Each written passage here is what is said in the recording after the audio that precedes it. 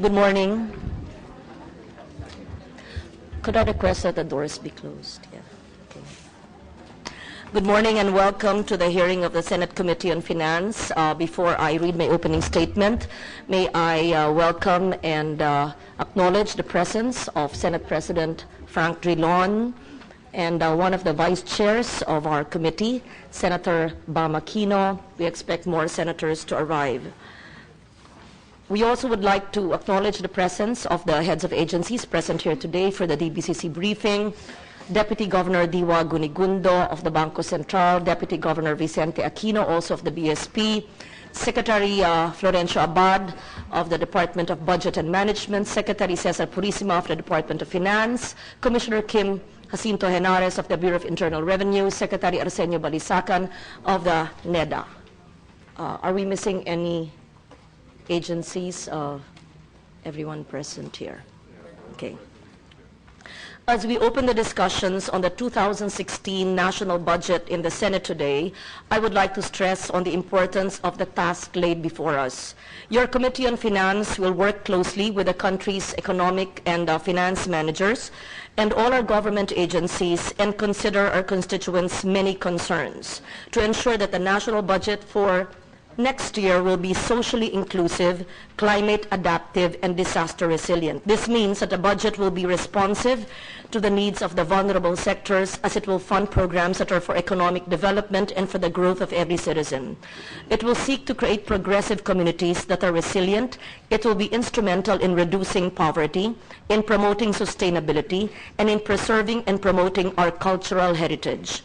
We seek to attune the national budget, hopefully with the cooperation of everyone, with the Sustainable Development Goals, the SDGs, which will succeed the Millennium Development Goals when they expire by the end of this year. The SDGs aim to end poverty and hunger, improve health and education, make cities more sustainable, combat climate change, promote peace and justice for all, and protect the environment and biodiversity. While the SDGs are still to be finalized next month and are set to be adopted, we already have to work together. We have to use these goals as framework as we incorporate them into our national development agenda by ensuring that government funds will be used to attain these targets. Finally, we will scrutinize the national budget of 2016 in a manner that is transparent and consultative. We will make sure that the resources of our government are used judiciously and are for the common good. And so all allegations in media, in public or in private, will be listened to, and to the best of our limited ability and resources and time, we will listen to everyone to make sure that it's a budget based on consultation. We would like to acknowledge also the presence of one of the vice chairs of the committee, Senator Cynthia Villar. We would like to acknowledge Commissioner Bert Lina, also present here today, representing the Bureau of Customs. With the permission of my colleagues and the Senate President, we would like to request for the agencies to make their presentation, after which we request the Senate President to propound these questions, and the Chair will also propound some questions, and then in the order of arrival, the senators, Senator Bam, Senator Tintia, and whoever arrives will ask their questions. We decided not to have a 5-minute cap on the questions. I leave it to the better judgment of my colleagues not to use the time of the other senators. So I thank you for that. We therefore proceed with the presentations. Madam Chair. Honorable Lauren Ligada, Chairperson of the Senate Committee on Finance, Senate President Franklin Drilon, Vice Chair Bam Aquino, Vice Chair Cynthia Villar, my colleagues in government, good morning to all of you. First of all, on behalf of the executive, Madam Chair, extend our congratulations to you for taking over leadership of this very important committee. On behalf of the Development Budget Coordination Committee, I wish to thank you for giving us this opportunity to present the proposed national budget for 2016. With the indulgence of the Chair and the members of the committee, the DBCC members wish to make our presentation in the following order. Bangko Sentral Deputy Governor Diwa Gunigundo will, in the absence of Bangko Central Governor Saite Tanco, who I understand is indisposed, will present the monetary, financial, and external developments and outlook for 2015 and 2016. NEDA Director General Arsenio Balisacan will provide an overview of the Philippines' economic performance so far and prospects for further growth and development for 2016 and the medium term. Finance Secretary Cesar Purisima will present our fiscal and revenue collection performance so far, as well as how the budget will be financed in 2016 and over the medium term. Finally, as DBM Secretary, I will present the proposed National Expenditure Plan for 2016, the underlying principles and reforms that shape this budget, and our priority expenditures for 2016. Madam Chair, before we begin our presentations, allow me just to say a few words. Since 2010, the administration leveraged the budget as a tool for inclusive development through good governance. We have shown in the last 5 years that indeed good governance, especially in the management of public funds, leads to better government performance. This in turn creates trust and ultimately real benefits for our people. Because of this, good governance must continue to be upheld beyond 2016, so we can put our country on an irreversible path towards prosperity for all. Sa pamamagitan ng panukalang pambansang gugulin para sa taong 2016, patuloy nating itinataguyod ang paggugol na matuwid bilang matibay na saligan ng tuloy-tuloy na pag-unlad. Thus, Madam Chair, we designed the 2016 budget to consolidate the public financial management reforms introduced since 2010 to establish a solid foundation for inclusive development. As President Aquino said in his 2016 budget message to Congress, and I quote, "The budget process continues to be a primary arena for reform, where our country's long-term progress should remain as the sole focus, and where our people's interests should be paramount." With that, let me take this opportunity to thank the men and women of Congress for playing your important role in the budget reform process, not only for passing the budget on time for 5 fiscal years in a row, the longest so far in post-EDSA history, but more important, for diligently scrutinizing each proposed allocation or policy in the National Expenditure Program.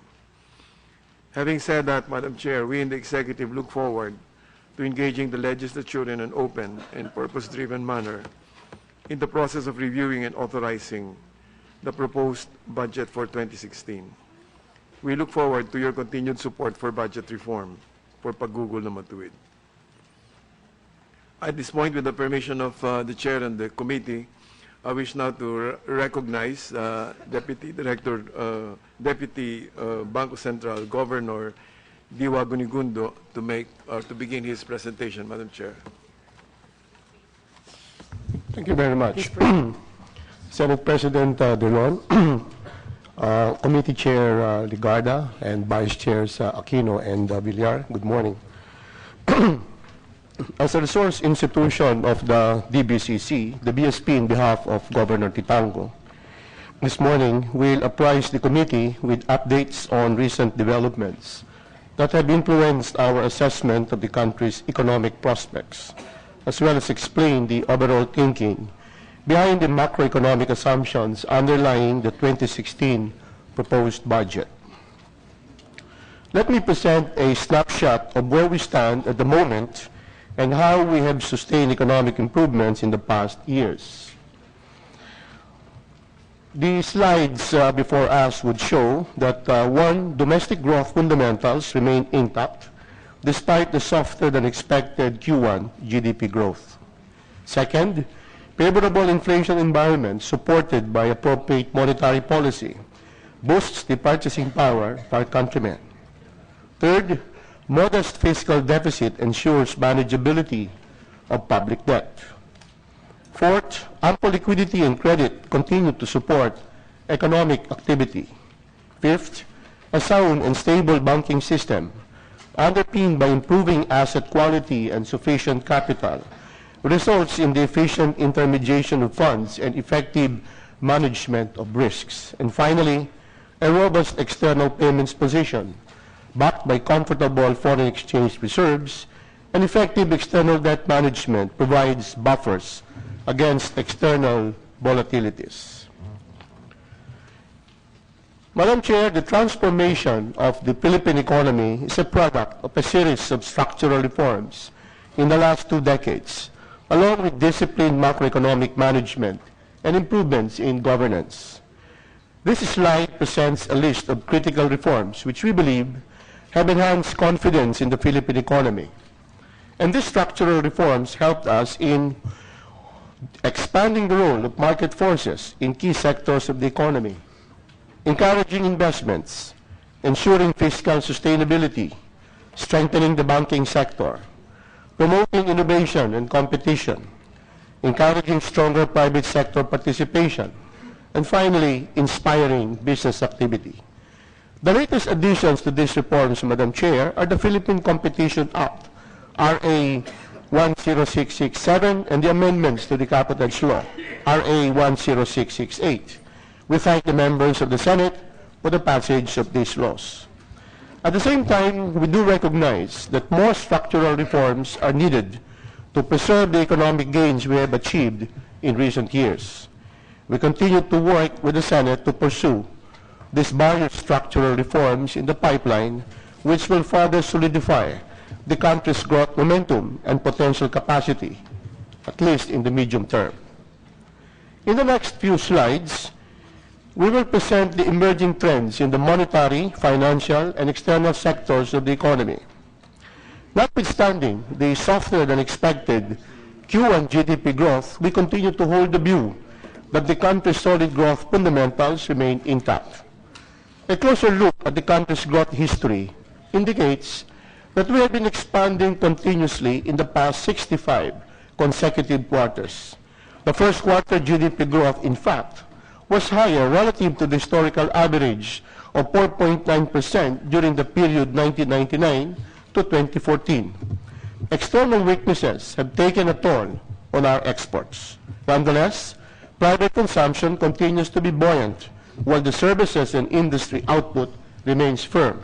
We are optimistic that these sectors will continue to support our country's growth trajectory.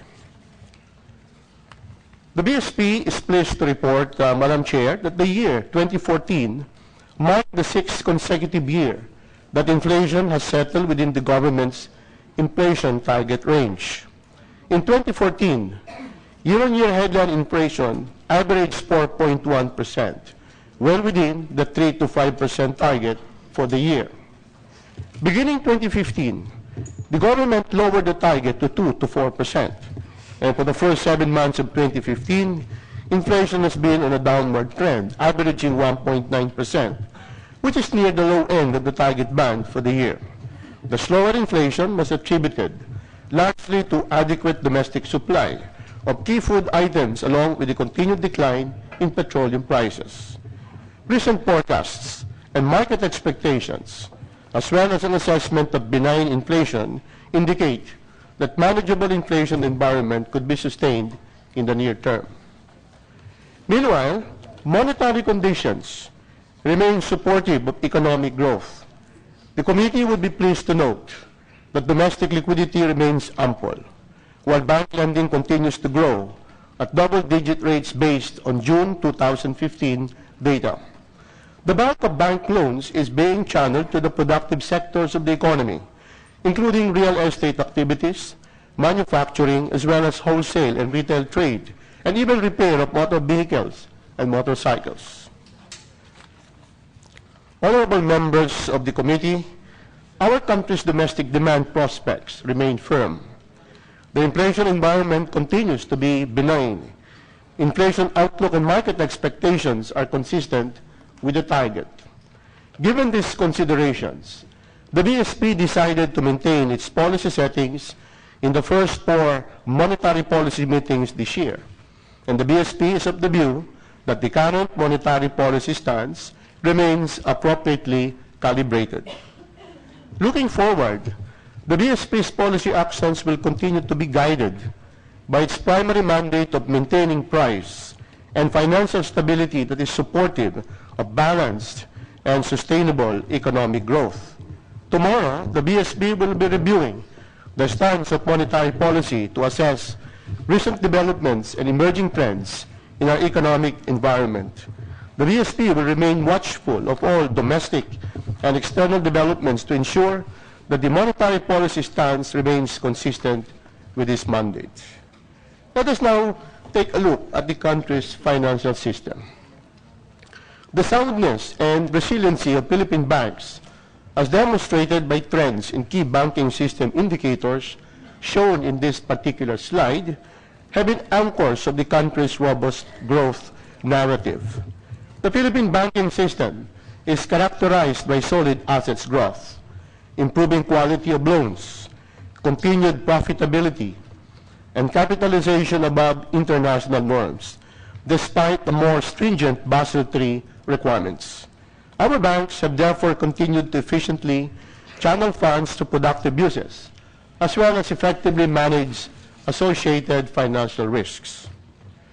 Now, the soundness and stability of the banking system have been grounded on the structural and regulatory reforms prudently pursued by the BSP over the years with the support of the Senate when legislation is needed. And some of these are shown on the slide. These were instituted in 2014 and 2015. These reforms help encourage investments, enhance regulations consistent with global standards, ensure prudent risk management practices, and promote inclusive growth. Moving on to the external sector, the country's balance of payments position recorded a surplus of $877 million in the first quarter of 2015. This is a reversal of the deficit registered in the same quarter a year ago. This favorable BOP position stemmed from robust inflows in the current account, underpinned by steady overseas Filipino remittances, robust BPO earnings, and rising tourism receipts.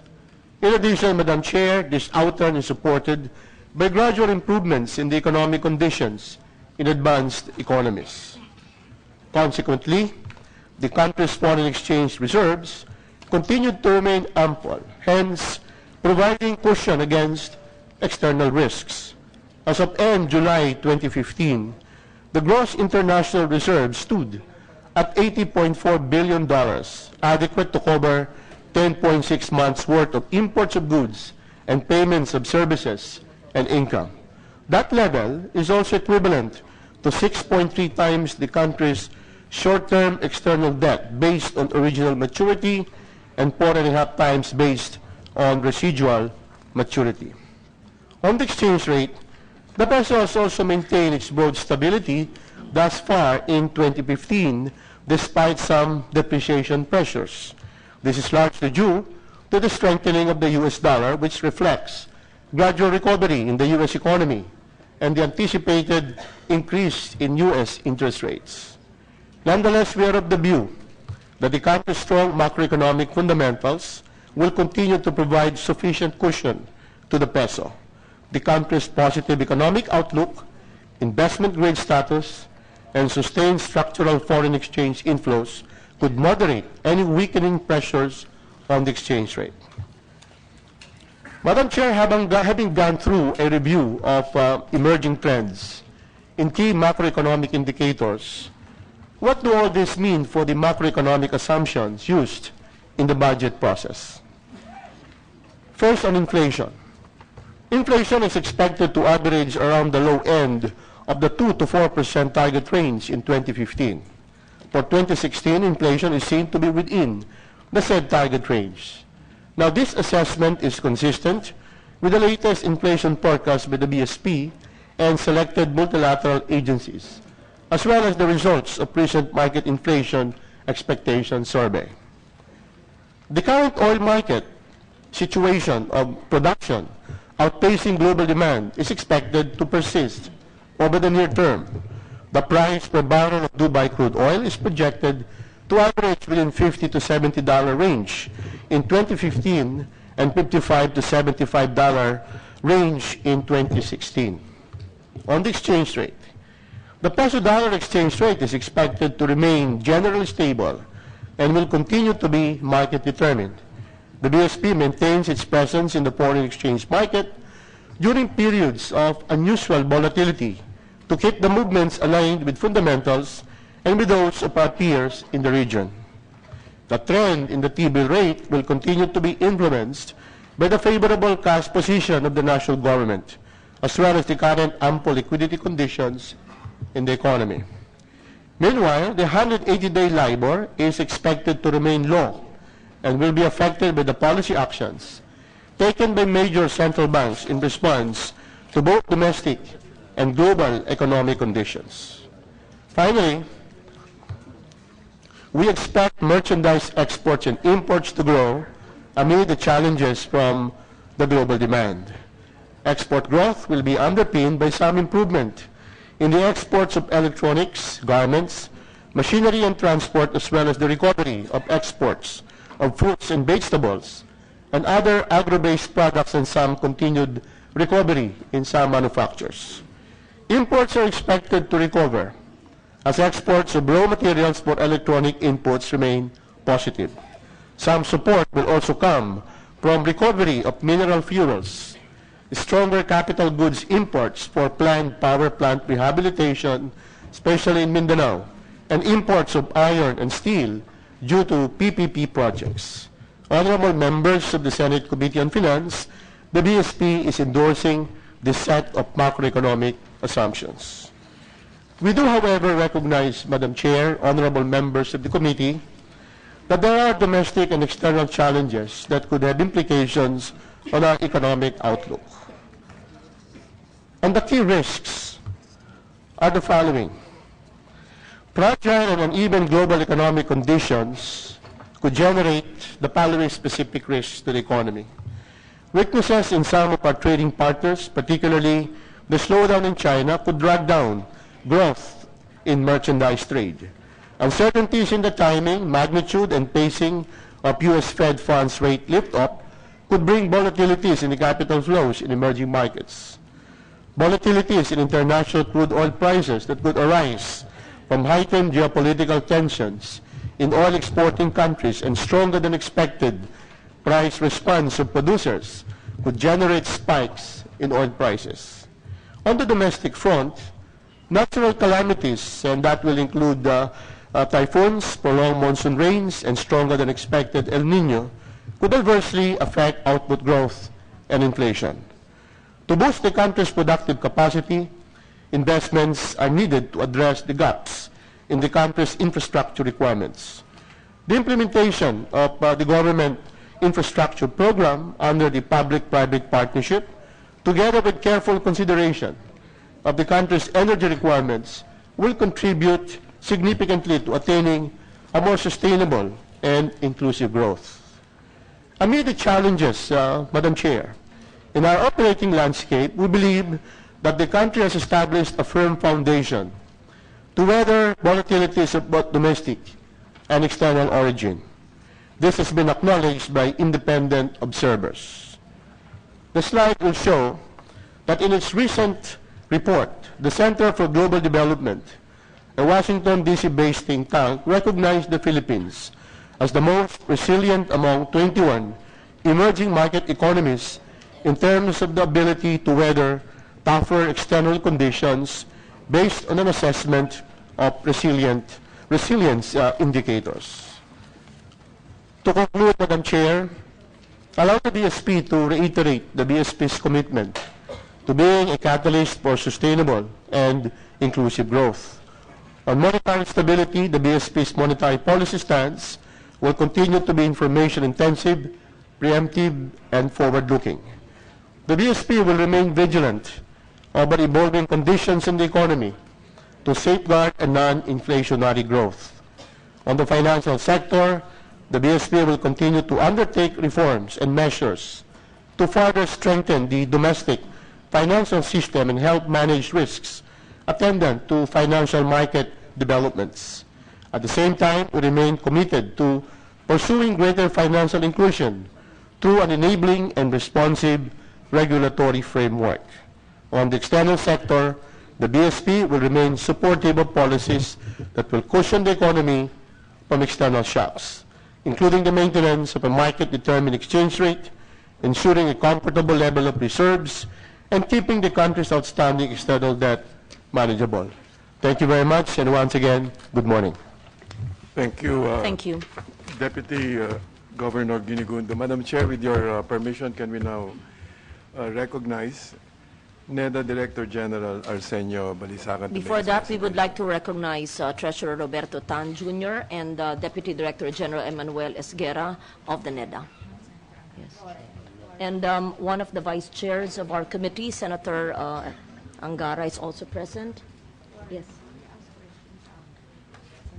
Yes, for those who just arrived, there was an agreement that the presentations will be made, after which a Senate President will propound his questions, and the Chair, and then the Senators in the order of arrival. I may also yield my part to the other Senators who may be in a hurry to attend other committee hearings. So after the Senate President, Senator Bam, Senator Cynthia, and Senator Sonny, who are also Vice Chairs of the committee, then I can ask my questions last.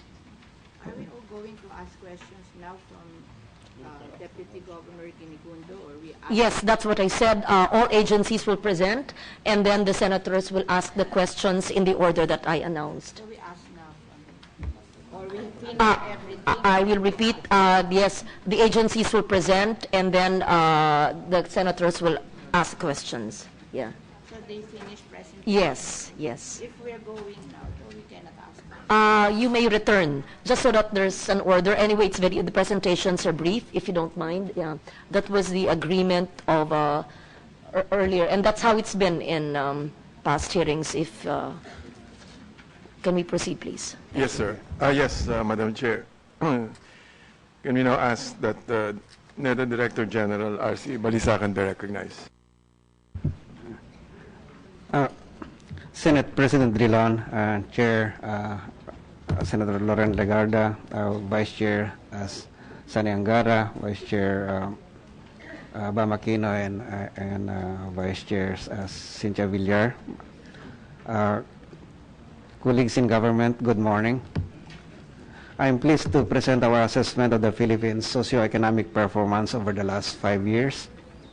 I will then proceed to stating our targets going forward, the opportunities that can support the expected drivers of growth, as well as the risk that may affect our attainment of the targets.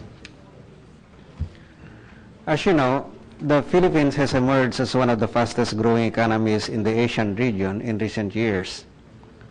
While we slightly missed our target to grow by at least 6.5% in 2014, growth over the last 5 years has been robust, averaging 6.2% per year from 2010 to 2014. We can confidently say that the Philippine economy is now traversing a higher growth path. The average growth in the past 5 years was, in fact, the highest in nearly 4 decades. More fundamentally, the sources of drivers of our recent economic growth are changing. In particular, we are observing the growing importance of investment on the demand side and the resurgence of industry, particularly local manufacturing, on the supply side. This change is important, Madam Chairman, because this would have a substantial implication on our capacity to generate quality employment. The growth has been supported by sound and stable macroeconomic fundamentals.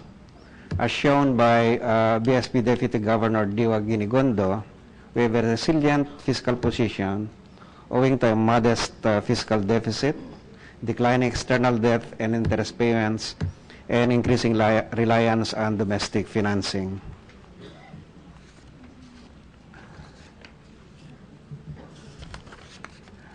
The financial system can be described as healthy. There is low and stable inflation. which has stayed well within the target. Interest rates can be characterized as well-behaved. Bank ratios are sound. Moreover, our external position is robust. The current account surplus has been accompanied by resilient remittances from Filipino overseas, strong business process outsourcing earnings, and rising tourism receipts. Broadly, the fiscal, monetary, and financial measures are in line with the country's medium-term targets. The strong economic growth and the favorable growth prospects are reflected in the employment picture. The 2014 targets for unemployment, underemployment, and employment generation have been met. The unemployment rate, which was at or above 7% prior to 2010, has been reduced to 6.8% in 2014. The demand for extra work or income has declined, with underemployment falling to 18.4% versus 19.1% in 2009. The country's unemployment rate of 6.8% and underemployment rate of 18.4% in 2014 are, in fact, the lowest in 10 years. Over 4 million jobs have been generated over the last 5 years versus the 3.8 million jobs generated in 2005 to 2009. The share of wage and salaried employment, which is considered as a good measure of quality jobs, has increased to 57.3% in 2010 to 2014 from an average of 52% in 2005 to 2009 and 50% in 2000 to 2004. The latest labor force survey indicates these gains are being sustained in 2015. For the first half of this year, the unemployment rate declined further to 6.5%. Underemployment likewise declined to 17.9%.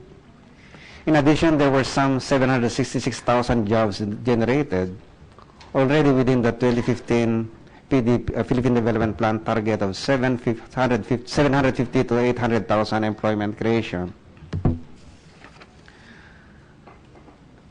The growing economy has allowed the government to channel more resources to address one of the major long-term binding constraints to our growth, the public infrastructure gap.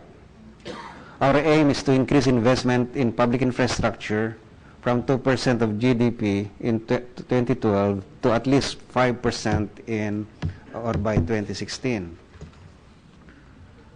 As you can imagine, this is quite a challenging task as it is equivalent to raising the value of infrastructure spending more than 3 times over a span of 5 years, from 216 billion pesos in 2012 to 766 billion pesos in 2016. Our efforts to encourage the private sector to invest in public infrastructure have also been gaining traction. As of last week, a total of 12 projects worth 285 billion, or around 2% of GDP, were already under implementation. Another 40 projects are in the pipeline, including 14 projects worth 518 billion, or around 3.5% of GDP, that are already undergoing various stages of procurement. In total, we have identified 52 projects worth at least 1.1 trillion pesos, where the private sector can partner with government in building infrastructure for our countrymen. Wider fiscal space, coupled with budget reforms, provided government with flexibility to increase spending and social services as well. This has greatly increased investment in human capital development, particularly through better education and health services, as well as social protection and housing in particular. This is important as it is well established that the most enabling instrument to lift people from poverty is human capital development. In fact, the observed inability of the poor to benefit from recent growth can be traced to our underinvestment in human capital in the past.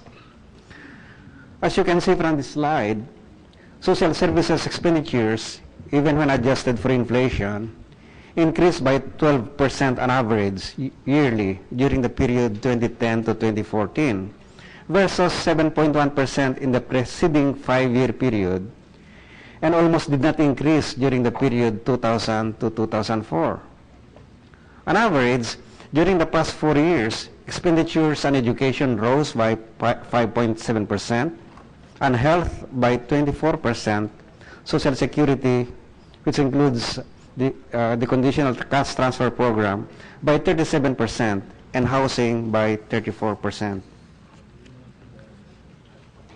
More importantly, social services expenditures per person during the recent 5 years, even when adjusted for inflation, is now 37% higher on average than in 2005 to 2009.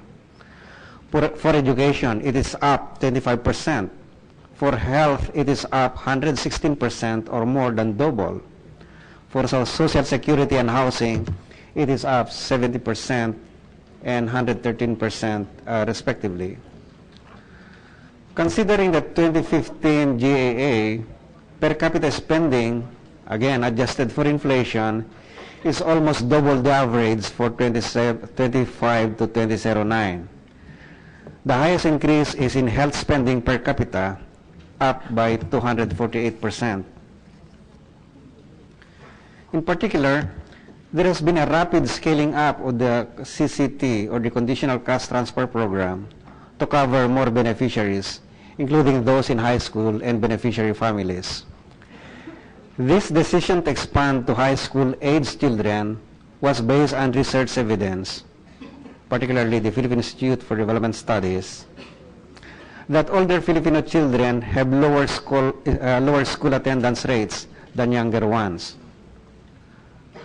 More generally, contrary to allegations that the CCT program is a dole-out, I would like to emphasize that the CCT program is actually meant to provide a long-term solution to poverty. It is grounded on studies that a large part, 47% in 2009, of our poor population are chronically poor. The incentives or conditions that have been set in terms of health and education are actually meant to enable these poor families to break the cycle of intergenerational poverty, that is, to fulfill our long-term objective of sustainable and inclusive growth. With faster growth, more jobs, and greater investments in social services, we have started to see greater inroads against poverty. Poverty incidence has been reduced to 25.8%, with about half a million Filipinos lifted out of poverty between 2012 and 2014. This implies a more equitable and inclusive distribution of the gains from economic development. Admittedly, there were some setbacks in 2014, though. During the first semester of 2014, poverty incidence rose to 25.8%, which fell short of the Philippine PDP target of 23% to 25% for 2014. This is largely attributed to significant increases in the prices of food, particularly rice, which comprises 20% of the expenses of poor families. We believe that this clearly illustrates the need to rethink our grain sector policy. Moving forward, the PDP targets for this year and the next are shown in this slide. We note that GDP growth decelerated to 5.2% in the first quarter of 2015, with the economy drawing its strength from domestic private sector demand. However, weak external demand and public spending dragged growth. For 2015, we continue to be hopeful that we can achieve at least the lower end of the growth target of 7 to 8%. We are keeping a careful watch over the spending performance of the agencies to ensure that implementation bottlenecks are being addressed and the execution of programs and projects will not be further delayed. We are confident that with sustained employment-creating growth, coupled with aggressive provision of social services, poverty incidence can be reduced to 18 to 20% by 2016. Madam Chairman, the following are the expected drivers of growth in the near term. On the supply side, the resurgence of manufacturing is expected to continue, especially food manufacturing. Construction and real estate, driven by demand from BPOs and OFWs, will remain strong, while rehabilitation efforts are expected to pick up its pace.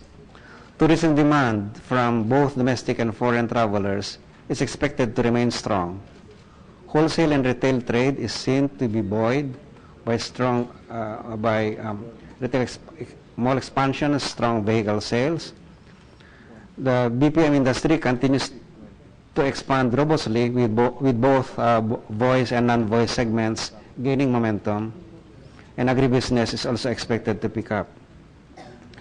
On the demand side of the economy, the investment will be buoyed by the resurgence of manufacturing and continued expansion of public and private construction, supported by upbeat consumer confidence, low inflation, sustained inflow of remittances, and better employment opportunities. Household consumption is expected to remain strong. For exports of services, the prospects for BPM, business process management, and tourism remain positive, as mentioned previously. Merchandise exports remain positive in the short term as well, despite the hiccups in the first half of 2015. The growth target for 2015 and 2016 are based on these macroeconomic assumptions, and these have been noted earlier in the presentation of the BSP Deputy Governor. Let me turn briefly to the several opportunities that we think can fuel growth in the near term to medium term. First, the U.S. economy recovery, which could support higher exports. Second is the closer economic integration in the ASEAN region, which would open up new sources of capital and markets. Third is the lowered price of oil, which could reduce production costs and hopefully encourage businesses to invest in expansion or new ventures. Rising wages in China is causing manufacturers to relocate. Improved business confidence, buoyed by government resolve to address infrastructure and regulatory bottlenecks. And finally, the implementation of big-ticket PPP projects mentioned earlier. We remain vigilant, however, about the downside risk to growth. Some of these have been mentioned by the Deputy Governor. On the external front, we see fragile growth in Japan, where our exports are down 7.5% in January to June of this year, and the EU, from which remittances are down 6% in January to May of this year, as well as the slowdown in large emerging economies like China, where our exports are down 32% in January to June of 2015, to be possible hurdles to growth. Moreover, asynchronous monetary policies in major developed economies could raise volatility of capital flows, particularly for portfolio capital. Meanwhile, geopolitical conditions in the Middle East could affect our overseas Filipino workers and oil prices. Another risk is the maritime dispute in the West Philippine Sea. Domestically, we continue to be concerned about natural hazards, including the El Nino phenomenon, which is expected to last until end 2015 and probably even to early 2016.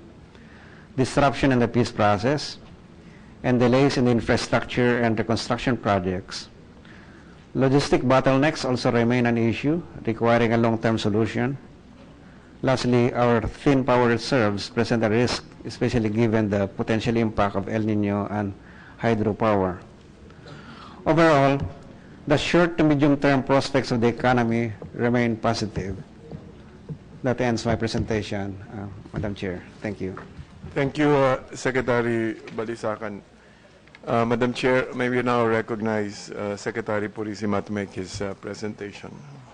May I first recognize one of the vice chairs, also Senator Ralph Recto, present here today. Yes. And everyone's been recognized.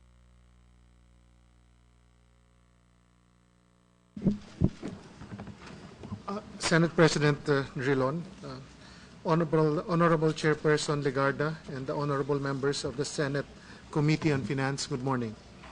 My presentation today will provide a brief review of the national government fiscal and liability management performance from 2010 to the present, focusing on recent numbers in the period 2014 until the first half of 2015. I shall then present the 2016 National Government Fiscal Program and end my presentation with key legislative initiatives that we deem essential for sustainable fiscal health.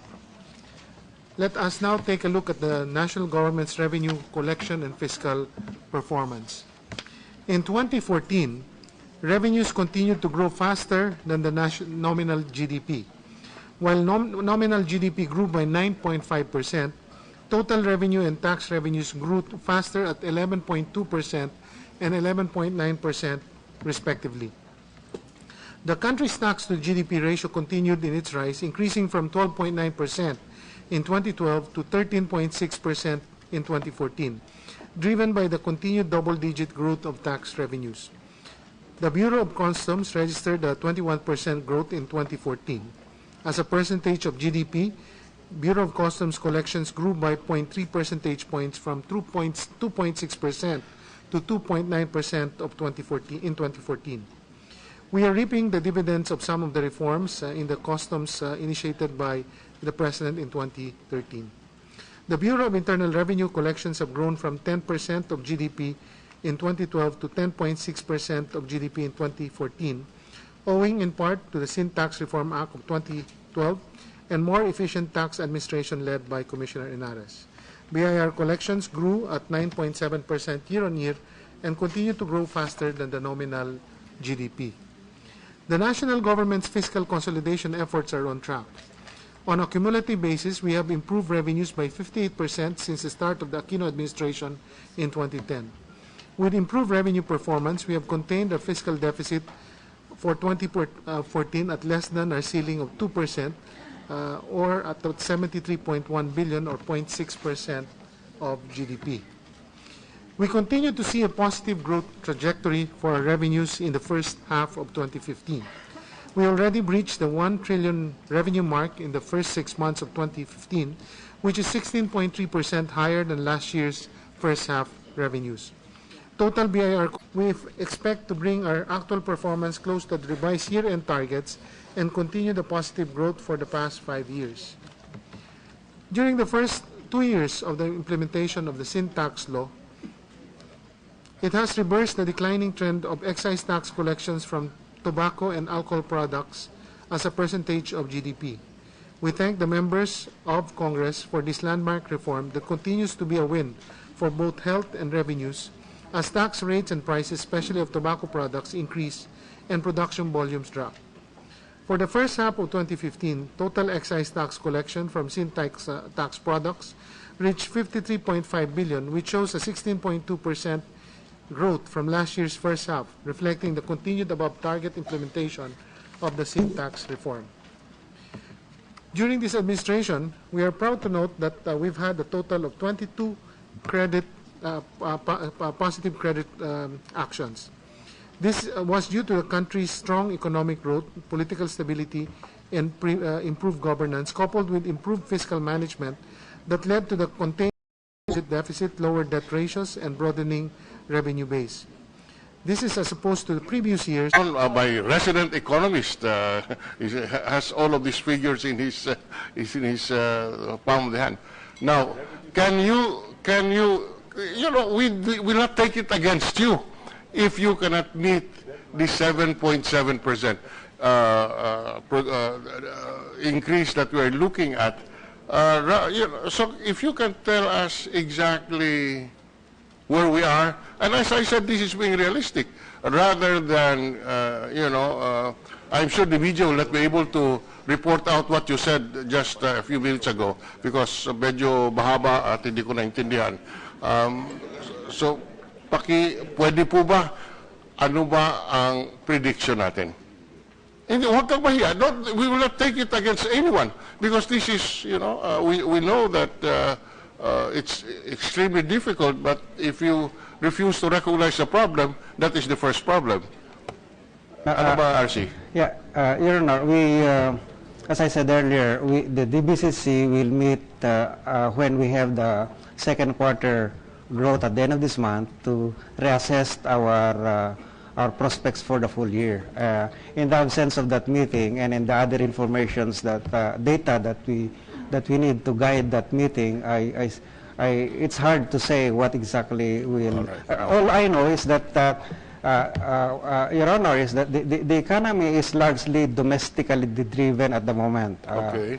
Almost 88% of the economy is private sector. It's the growth really is not so much external, except for the remittances that is also fueling consumption. But the remittances have proven to be quite resilient to shocks outside the country, and so that's a good thing.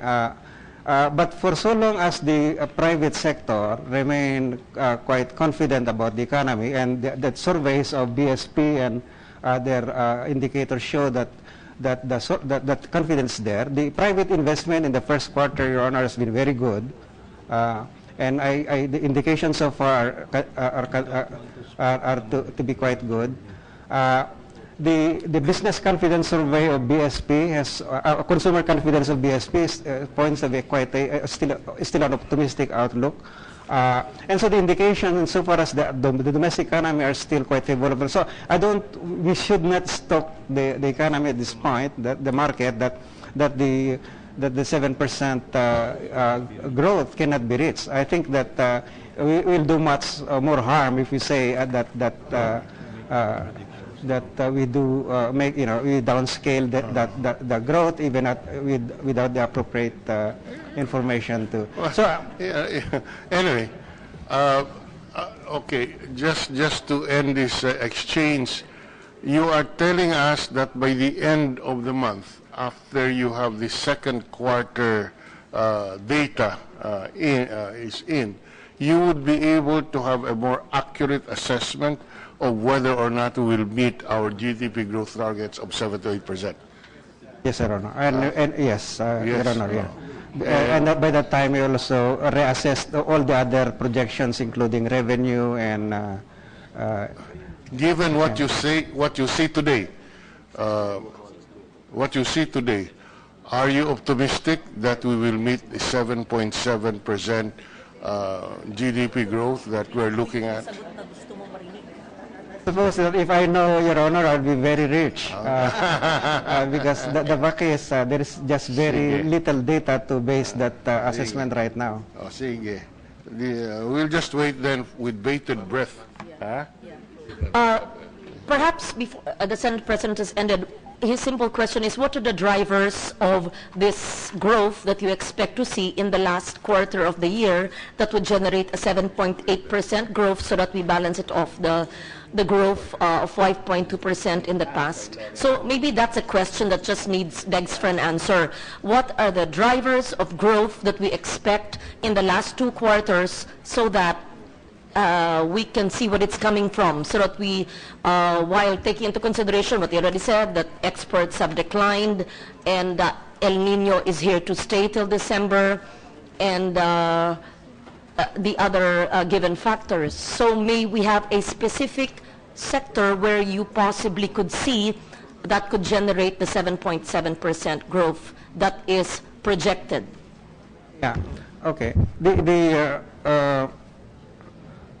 industry is crucial, yes, Your Honor. I think that while manufacturing output has declined, all of industry is expected to still perform positively. That's what we construction and logistics. I think that will continue to. So far, the data proved to be quite robust. International and domestic tourism is another driver. The business process management continue to grow despite the hiccups externally. While I mentioned earlier agribusiness, particularly high-value crops linked to food manufacturing, the El Nino could challenge that. On the demand side, as I said earlier, we expect investments to continue to grow, and even more so if we could ramp up the public spending, which accounts for almost government expenditure as a whole accounts for almost 12% of GDP. As I said earlier, also household consumption. Household consumption is about 2/3 of the entire economy, and for so long as consumer confidence is quite upbeat, that is a major driver, and it's upbeat because inflation is very low. It's going down. The stock markets have done so well, and that has wealth effects on consumption. The remittances have continued to be quite robust. Again, that drives consumption. So, the 2/3 of the economy are expected to grow. What I am quite worried about is this investment side, particularly from the public sector. But as so long, I think the data that we are seeing so far now in the June data appears to be quite an improvement from previous months. And if we can sustain that improvement for the end of the year, we should be okay on the public spending side. And so far, the private investment appears to be quite robust, despite all the challenges externally. We read in the newspapers major investments being committed in the medium term, not only for this year, but in the medium term. That means that the confidence really in the economy is quite strong. And so I think the big challenge for us really to sustain that confidence. But if we in the legislative or in the executive branch are the first one to reduce that level of confidence in the economy, then okay. Fair enough. Sige, okay. It's fair enough. Okay, I have just a few more questions. Well, as we said, the last 5 years GDP growth average of 6.4% is something really that you can be proud of. So can we say that the years of the boom and bust cycle in our economic growth is over, is past? I can definitely say yes. As a researcher, wearing my hat as a researcher, Your Honor, I can definitely say yes. The fundamentals of these 5 years of growth are so solid. They were not like the same fundamentals that we have seen in the past 4 decades of growth. Yeah. It's not a question of our economy expanding every election year.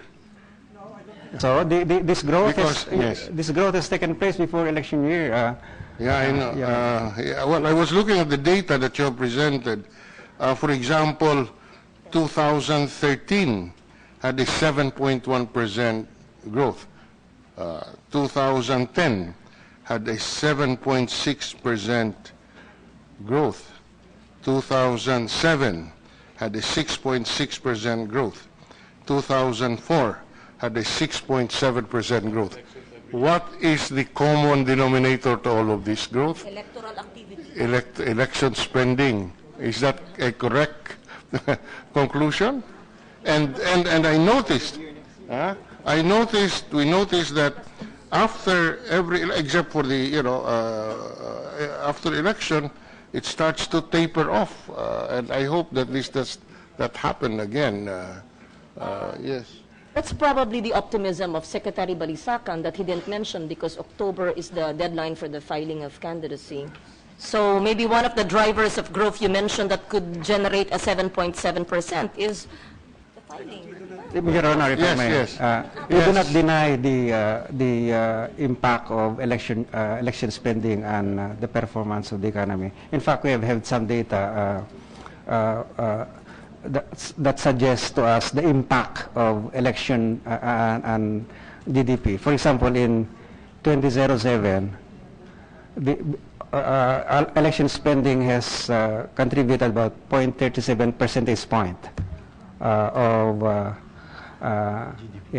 GDP, of GDP. And in 2013, our estimate is 0.34 percentage point. So it's the bulk of the growth is still very much in the private sector and not in the electoral cycle. Your Honor. Well, the private sector's contribution to the candidates, maybe. Anyway, Just two more items, and I will yield to my chair.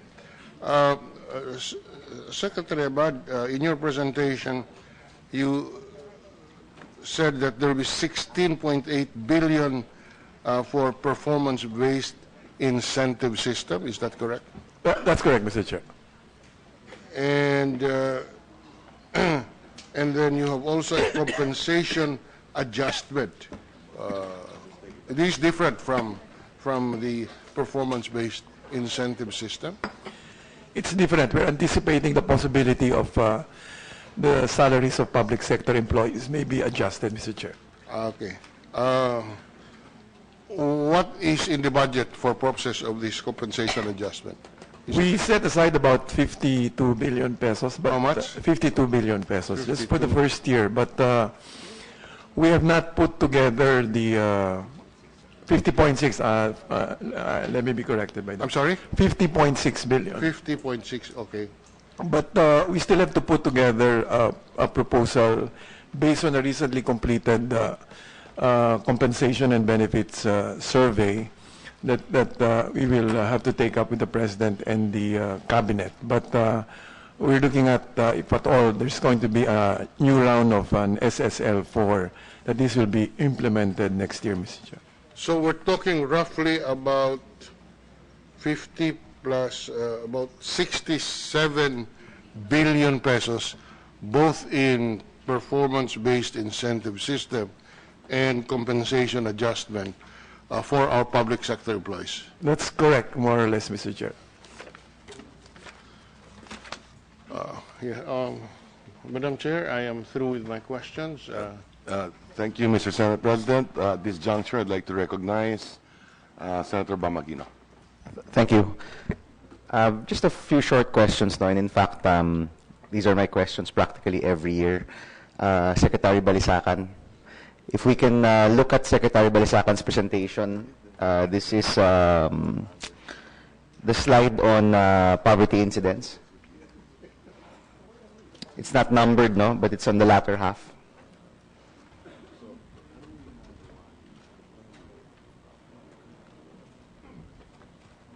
So while we're looking for the slide now, I'd like to congratulate all the economic managers for our very sound fundamentals. I don't think people know enough that we rated the first in terms of resiliency.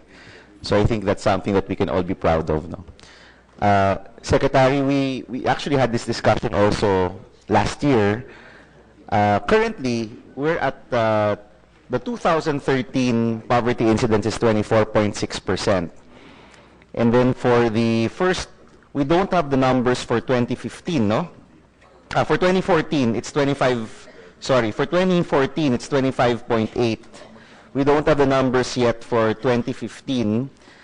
I don't want to follow the line of questioning of the Senate President where I will ask you to guess, no? But let me just ask the question, what do we need to do to bring this down to firstly 20 to 23, which is the 2015 target, and then 18 to 20, which is the 2016 target? Because it's quite optimistic, no, to bring this down by about 5%, no? But I'm sure it's doable. So I would like to ask, what are the main programs of government? What are the main activities that we need to do to bring the poverty incidence towards the targets that we have set for ourselves? Yes, sir. Let me just point out what contributed to the increase from the first half of 2013 to the first half of 2014. That's what's largely the impact of the food inflation. We have had very high inflation during that period. In fact, if not for that inflation, if food prices would have behaved in the same way as for the other commodities, poverty could have actually come down. In fact, the growth without that inflation would have been very inclusive. And you know, as you can see there, the prices of rice in particular, which constitute about 20% of the total spending of the poor, rose double digit. And that was, I think, so that's a major lesson for us moving forward, Your Honor, that the food prices, the management of the food supply is so crucial for poverty. And if food is not managed well, it can wreak havoc on the rest of the economy and on the rest of the... Now, so moving forward, Your Honor, I take the view, again, based on what we know from evidence and experiences in many places, countries, that the only way to sustain the progress in poverty reduction is investment. Investment that will create high-quality employment opportunities, and not only in agriculture, but even more particularly outside of agriculture. Our problem kasi ho is 1/3 of our labor force na trapped sa agriculture. Because we have never managed to get our industry move forward and create good quality jobs. Normally kasi, in very successful dynamic countries, the labor in agriculture find good quality employment outside of agriculture. Yun ang naging problema natin in the past 3 decades. We are not able to get that transition. So the program that we have set since 2010 is addressing that particular problem by ensuring that the structural transformation of the economy, that is moving jobs from low quality sectors or areas of the country to high-quality sectors. That's why in our priority ho, ang sinasabi natin na growth drivers natin in the future that will create, will change the picture of poverty in this country, yung mga logistics and infrastructure, there we have so much backlog compared to our neighbors, and we continue, even as the rate we are going, even as we managed to achieve 5% of GDP for infrastructure, that's still low compared to our neighbors. So in the next 10 years, we just have to continue building infrastructure that will support the private sector. Okay. Secretary, so we're saying that to reach the targets for 2015 and 2016, to go from 25.8 to eventually maybe even as low as 18, no? So that's practically 7 percentage points. You're saying that we need to focus on developing more jobs which are high-paying, infrastructure which will make our logistics easier, no? Those two, are there anything else you would like to add? There are more. Key priorities? In fact, the entire development strategy and spending program, Your Honor, is geared to creating to addressing three major considerations in our development plan.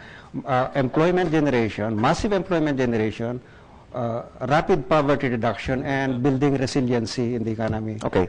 Now, isa pang pinaka-crucial dito ho, yung sa social sector, yung investment natin sa human capital, health and education. That's why in this administration, we have put so much emphasis on the human capital, kasi there are many studies now showing that the poverty is transmitted from one generation to another. Yes. And it turns out that human capital development is one of the most effective level playing levers, equalizer. So that if you can get this addressed, and the CCT is our part of our arsenals, tools to achieve that, we should be able to address effectively poverty in this country. When I say effectively, we are talking about our children today would have better opportunities in the labor market when they join that market 10, 15 years from now. Yes. So, Secretary, I just want to contextualize now, because I think ito naman talaga yung the 1 or 2 lines which will be picked up by media. Ito naman talaga yung pinakamahalaga. If you want to drive down poverty, we're focusing on human capital development, and you see that in the budget for DepEd and for DOH, which have gone up. We focus on infrastructure, which of course DPWH is the second highest budget. Yun, malinaw sa akin yun. Yung employment generation, what have we funded in the budget that's focused on employment generation? If those are the top 3 in your expert opinion, which will drive our poverty incidence lower, sabi nyo, human capital development, I think that's pretty clear in the first couple of slides, kitang-kita yun. We talked about agricultural jobs, which I haven't really seen yet in terms of how to really improve that. So that's one question. Infrastructure, which I think is also pretty clear that, we're going to 5% of GDP already in terms of spending. Yung pangatlo na lang, which is the employment, no? And this is something and we actually talked about in 2013 also. When we talk about employment, lowering underemployment, lowering our unemployment rate, having higher paying jobs, what part of the budget contributes to those goals? A big part of that would be in the ease of doing business. Secretary Abad mentioned what programs would impact on the ease of doing business in this country. Because that's really, at the end of the day, as I said earlier, 88% of our economy is private sector. You need to get investment growing rapidly because it's only investment that creates quality jobs. Now, ease of doing business is key to that. And a big challenge for us is also to get the small and medium enterprises linked with the bigger chain, the supply chain and the high value chain. And I admit that there's much more to do there. A big part of the problems are also legislative in nature because of the access to finance, access to technology, access to regulation. Marami tayong gawin din ho. But I think in the end, kasi ang view ko, kung employment lang ang tinitingnan natin, mababa yung unemployment of rate of 6.8. But the problem is the underemployment rate is napakataas. And also, even if for those employed, mababa yung earnings, we really have to change the structure of the economy toward creating more high quality jobs, and it's not something that you can do overnight. Yes, thank you, Secretary. You actually raised a point which we've been working on for a long time, as you know. As Vice Chair of some of the committees, as well as, of course, being part of the committee, we would like to see what type of investments are we doing in terms of the budget with regard to improving our underemployment, investing in SME development, and to also match that with the investments in the other key priorities that you had mentioned. No, because the way I see it right now, and of course we will wait for the time when the agencies are able to present, we're focusing a lot on human capital, rightfully so. We're focusing a lot on infrastructure, again, rightfully so. Itong pangatlo, which is yung employment, underemployment, how much are we really investing to really make our systems easier, ease of doing business, getting the private sector to engage in more investment to generate more jobs? That's something I would like to see. And of course, we won't tackle it right now.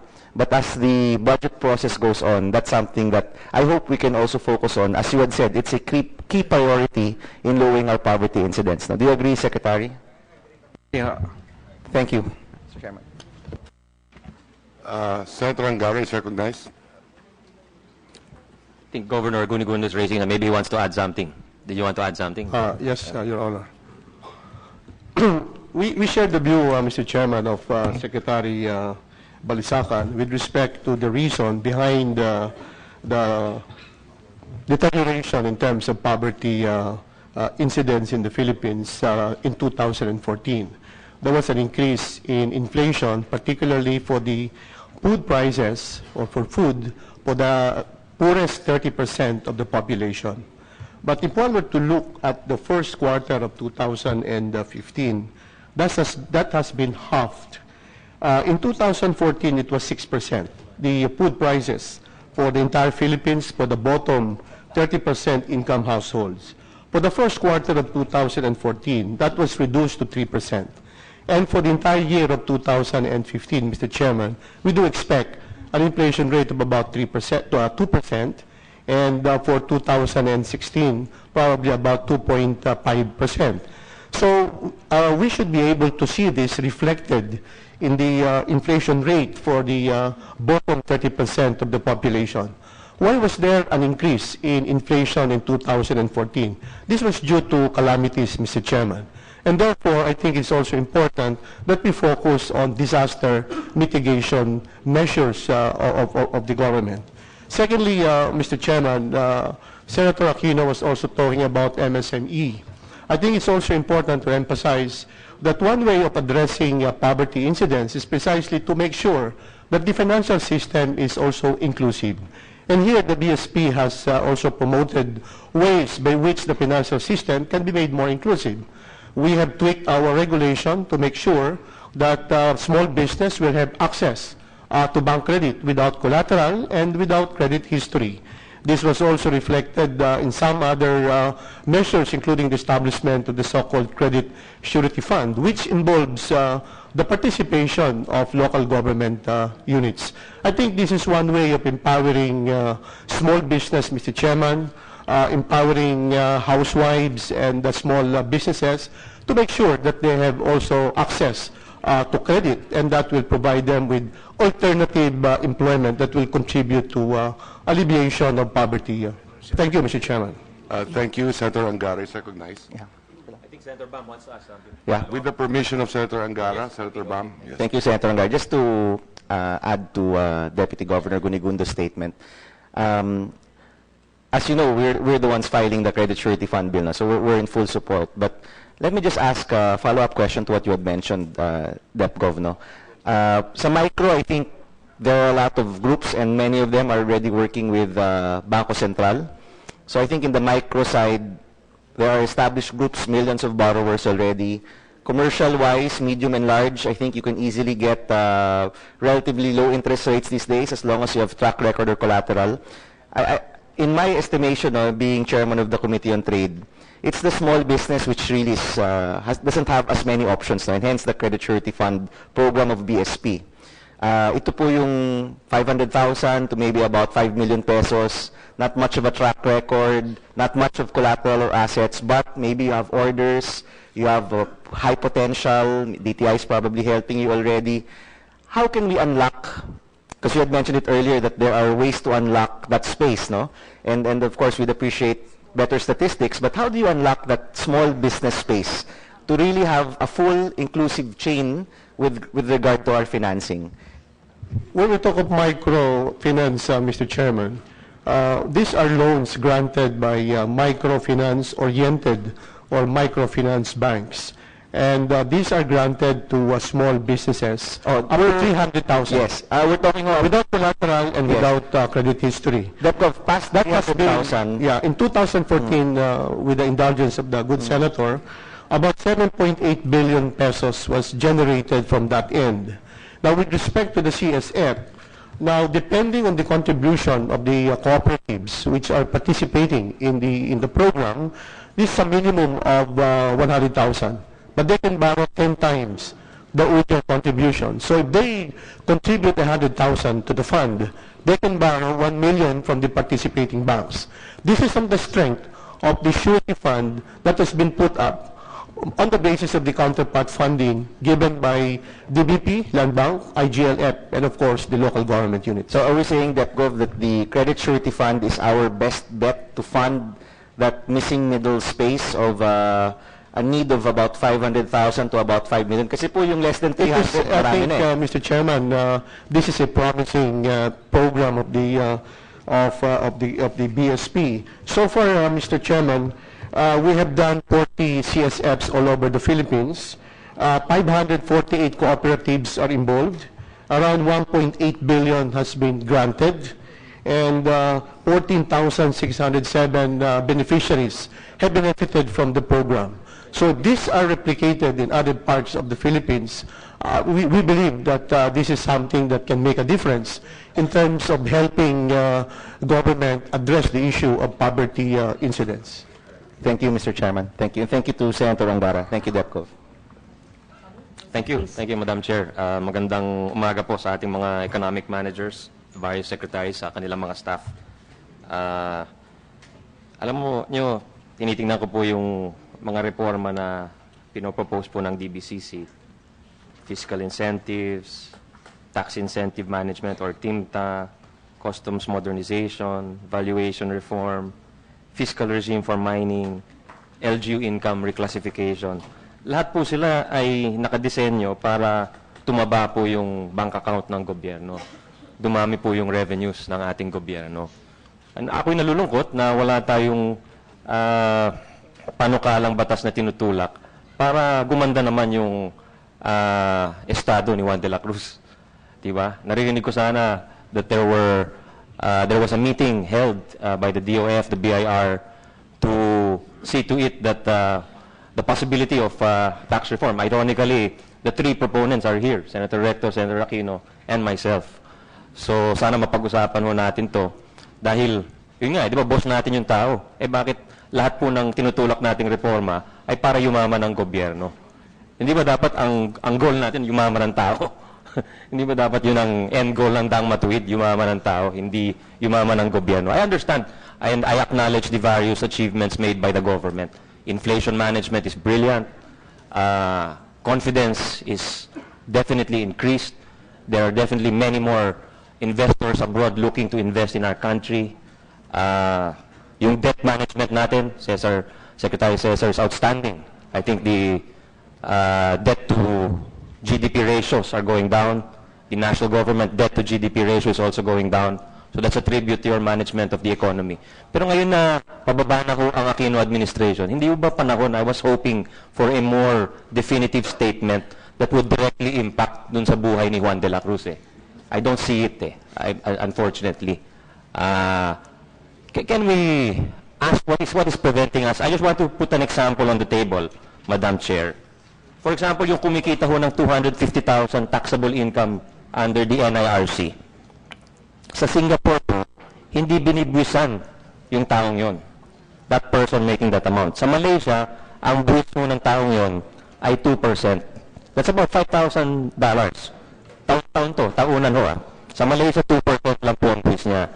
Sa Thailand, 10% ang income tax ng taong yon. Sa Indonesia, 15%. Sa Pilipinas po, 25% ang income tax ng taong yon. I'll give you an example to put a face to someone earning that much. It's a call center employee. It is my staff.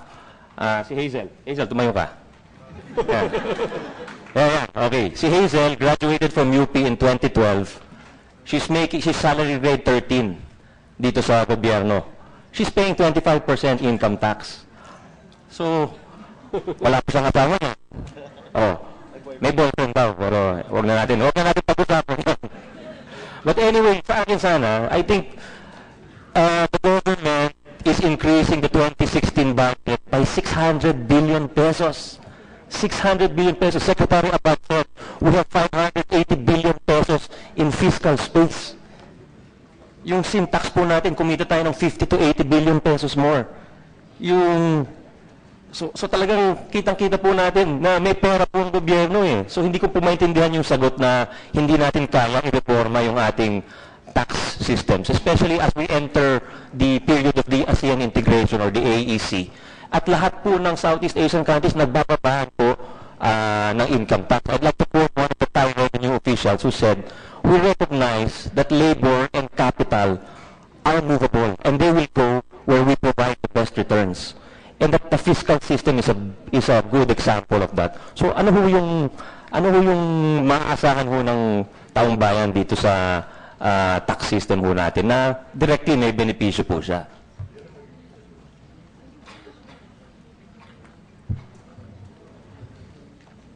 Anyone can answer, Madam Chair.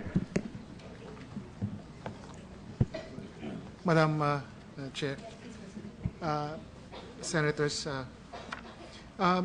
that is true.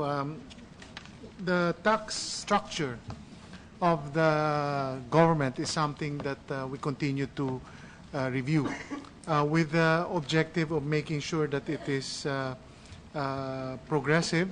We're entering into a more integrated ASEAN. At the same time, I think it is helpful to note that despite the high tax rates of the country, our personal income tax rate is at 32%. Our personal income tax rate to GDP ratio is only at 2%, which puts us in the middle of countries in ASEAN, despite some countries even having lower rates than the Philippines. We have a corporate income tax rate of 30%. Our corporate income tax rate to GDP is only at 3.5%. No? Whereas, for example, Malaysia, at 25% tax rate, has a corporate income tax rate to GDP of 8.5%. Singapore, which has a corporate tax rate of 17%, has a corporate tax rate to GDP of 4.1%. Kaya po, may problema po tayo. No? At I'm really happy that Senator Angara brought this up. May problema po tayo na structural. No? Unang-una po, the tax evasion is still a pervasive issue, especially in the upper tier for personal income taxes. No? For example, almost 90% of all personal income taxes comes from the fixed income earners, such as the staff of Senator Angara, whereas our friends, the professionals, the self-employed, no, they average less than a minimum wage earner in tax payments. No? And how come they're bold in their approach to taxation? How come they're not scared of being caught? We have certain restrictions that's almost unique already. No? For example, the bank secrecy when it comes to tax evasion. The Philippines is only one of 3 countries in the world left that has this provision. We're in the company of Lebanon and Switzerland. That is why in the tax, the upper tax portion, no, they are not paying the right amount. In fact, if they just increase their average to 200,000, which is still low, that amount will be almost 300 billion pesos. No? So theoretically, Madam Chair, we can remove 11 million from the tax base. No? 11 million, let's say raise it to $1 million, the minimum taxable amount. If we empower the BIR to have the capacity to create fear in the tax evaders by giving them access for tax evasion purposes to bank accounts. The other one is AMLA. Tax evasion is not a predicate crime in the Philippines. There are only 2 countries in the world where tax evasion is not a predicate crime. We're in the company of Lebanon. No? We're in good company. No?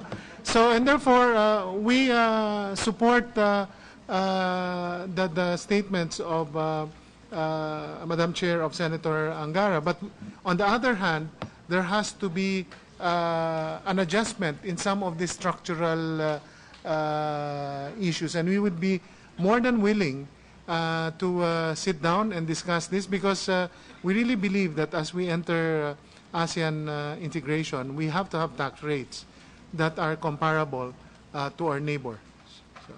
May I know whether you have the figures on the dent of our revenues if that measure is passed, of those 250,000 and below not being taxed? How much will be lost in the present collections? I think it's 150 billion pesos. 150B. Yeah. How about foregone revenues in smuggling, whether technical smuggling, misdeclared, underdeclared, etc.? Assuming we are able to collect all of that, do we have figures, just an estimate of how much? Our estimate is a range. Now, it can be a low of 50 to a high of 200 billion. Okay, whether it's rice or sugar or oil or cigarettes, etc. If we collect all of that, then we could generate as much as 200 billion. Yes. So, therefore, the suggestion of Senator Angara and Senator Bamin, Senator Recto, I think there's a pending measure here, is not really either or, that we lift, let's say, amend the bank secrecy law, at the same time pass the measure not taxing 250,000 and below, if we are more aggressive in our anti-smuggling drive.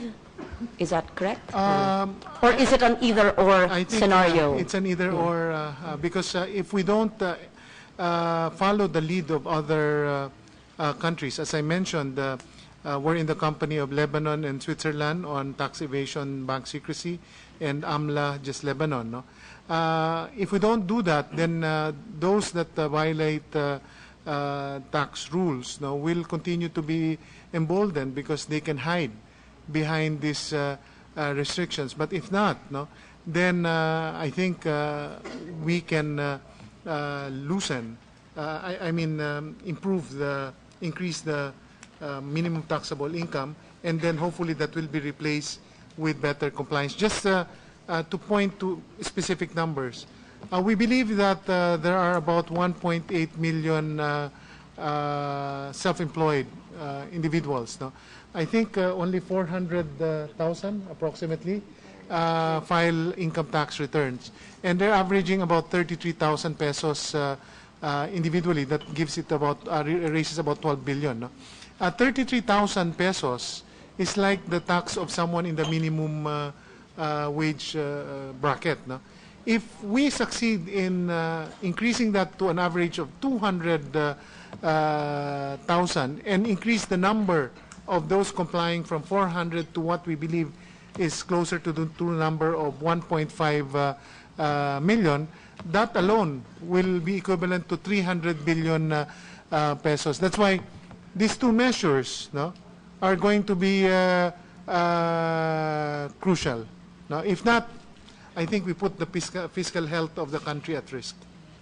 I think you're referring to the micro enterprises when you're referring to the self-employed, the small entrepreneurs. Are you talking about you're talking about professionals, or talking about self-employed entrepreneurs? I'm talking about professionals. I have nothing against doctors. I have nothing against lawyers. Who are underreporting or not report? Engineers, designers, actors, actresses, basketball players, entrepreneurs. We live in a society where they are normally the princes of society. And when you look at the tax rates, it is very low. And therefore, I think we should seriously take a look at these two issues if we want to accomplish what Senator Angara is saying. Because if we just adjust one, then I think that would be going on a slippery slope, because then we put at risk our fiscal health. And we will all suffer if we don't do a balanced adjustment. At the very least, I think it's worth talking about and discussing in committee hearings, since the bills are here in the Senate as well. We agree with you that there should be tax compliance. We agree also that perhaps we should free up taxation for those receiving 250,000 and below, and be more vigilant again in curbing, if not totally eliminating, the scalawags who continue to do smuggling operations. Yes, thank you. Sunny? Thank you, Madam Chair. We're open to those measures proposed by the good secretary. Maybe they could explain to us further how they hamper the operations. Like, for example, sa bank secrecy. I think we need to reassure the public also, because once you start touching things like bank secrecy, yung Chinese community matatakot sa kidnapping, for example. So, what are the things that we can put in place to reassure the public, the safeguards? The chairman of the Committee on Banks, Senator Osmeña, is here, so it might be good to at least discuss in brief. And Deputy Governor Aquino, who used to chair the AMLA, is also here. So he can tell us how the non-inclusion of tax evasion as a predicate crime under the AMLA law has really set back in specific terms, and how has it hampered us? Commissioner Henares, please. First, I'd like to disabuse people into thinking that when you open the bank secrecy, because what we're asking for is just opening the bank secrecy law for tax purposes. I think you can go through all the history of kidnapping, hold-upping. It never was a result of information from the Bureau of Internal Revenue. If ever there's any information... No, when you say, I want to be specific, Madam Commissioner, Madam Chair. When you say relaxing bank secrecy, who exactly would be able to look at the bank accounts? Is it the entire BIR you're asking for authority to check the bank accounts, or just the Commissioner will have that authority? No, normally it's only the revenue district, when there's an investigation, then you will check into the bank. You're asking that all RDOs be empowered to look into the bank accounts of those they are investigating. Yeah, because in the first place, you will not be able, if you look at the economy. Yeah, I think that's a little wide. That's a little wide. I think there has to be some prima facie evidence already of tax evasion. No, that's why there's a letter of authority. You have to, usually tax evasion is, the Commissioner of Internal Revenue approved investigation on tax evasion. How many letters of authority did you send out in 2014? Huh? The whole BIR, yeah. All the RDOs, all the Commissioner, ilan po ang letter of authority ninyo? I don't have it on hand, no? But for tax evasion. Ballpark figure, madam. Ballpark figure ho. No, because every... Hundreds, thousands, tens of thousands? No, I think about 30,000 at most. 30,000 bank accounts that will be looked at. In the sir, you know, when you open the bank secrecy law for tax investigation, in the first place, it puts people on notice, no, that you have to report your transaction correctly. Because what's happening now is like this, no? When we look at their transaction without looking at the tax, we already see an evasion, eh?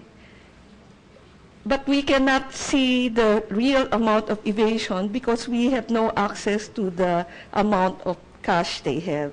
And most of the time, the evader put their money into bank account. No? So what we're suing them is, let's say, we're only suing them, we're getting only the tip of the iceberg. We're not getting the whole iceberg.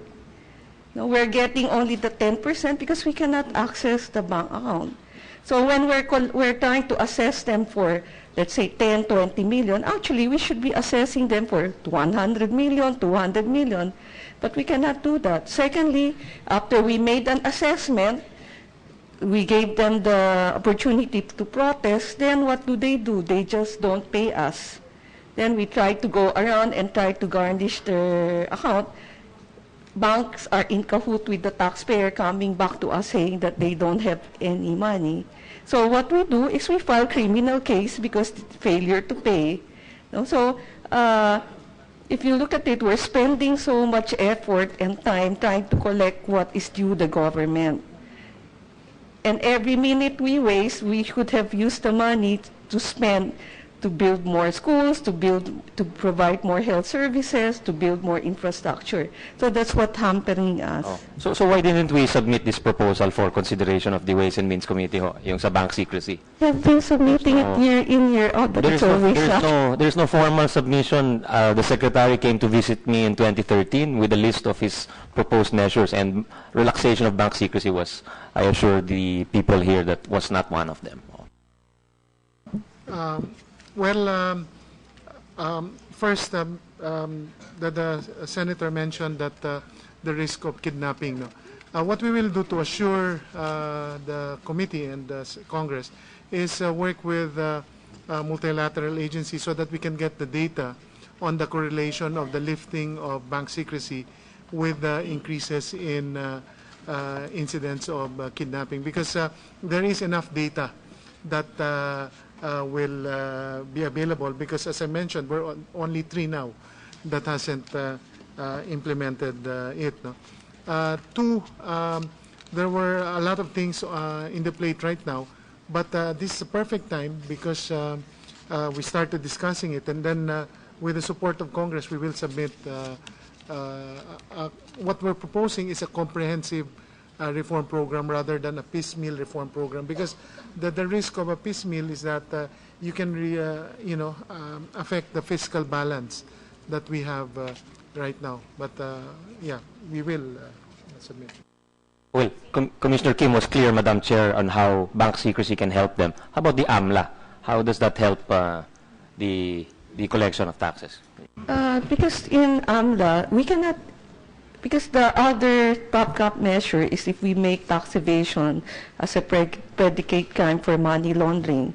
What will happen is that we can write AMLA to ask for information about bank account and amount, if tax evasion is a predicate crime.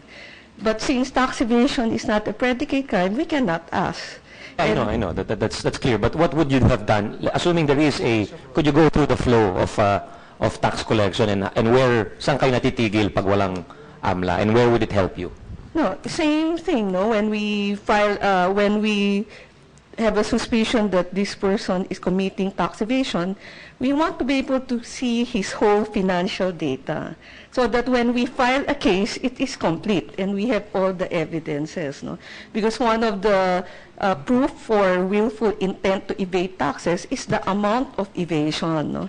So if we're blinded by because we don't have the bank account, then the amount when we file the case, it's relatively small compared to what we could have said that this person had evaded.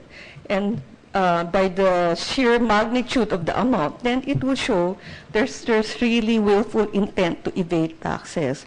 But as of now, we cannot do that. And I think there was an attempt in the last Congress to include tax evasion as a predicate crime for anti-money laundering, but it did not pass. Well, that's not in the Ways and Means Committee. But anyway, if the case is already filed in court by the DOJ or the BIR, is there a power to look into does the AMLA have the power already? Still no.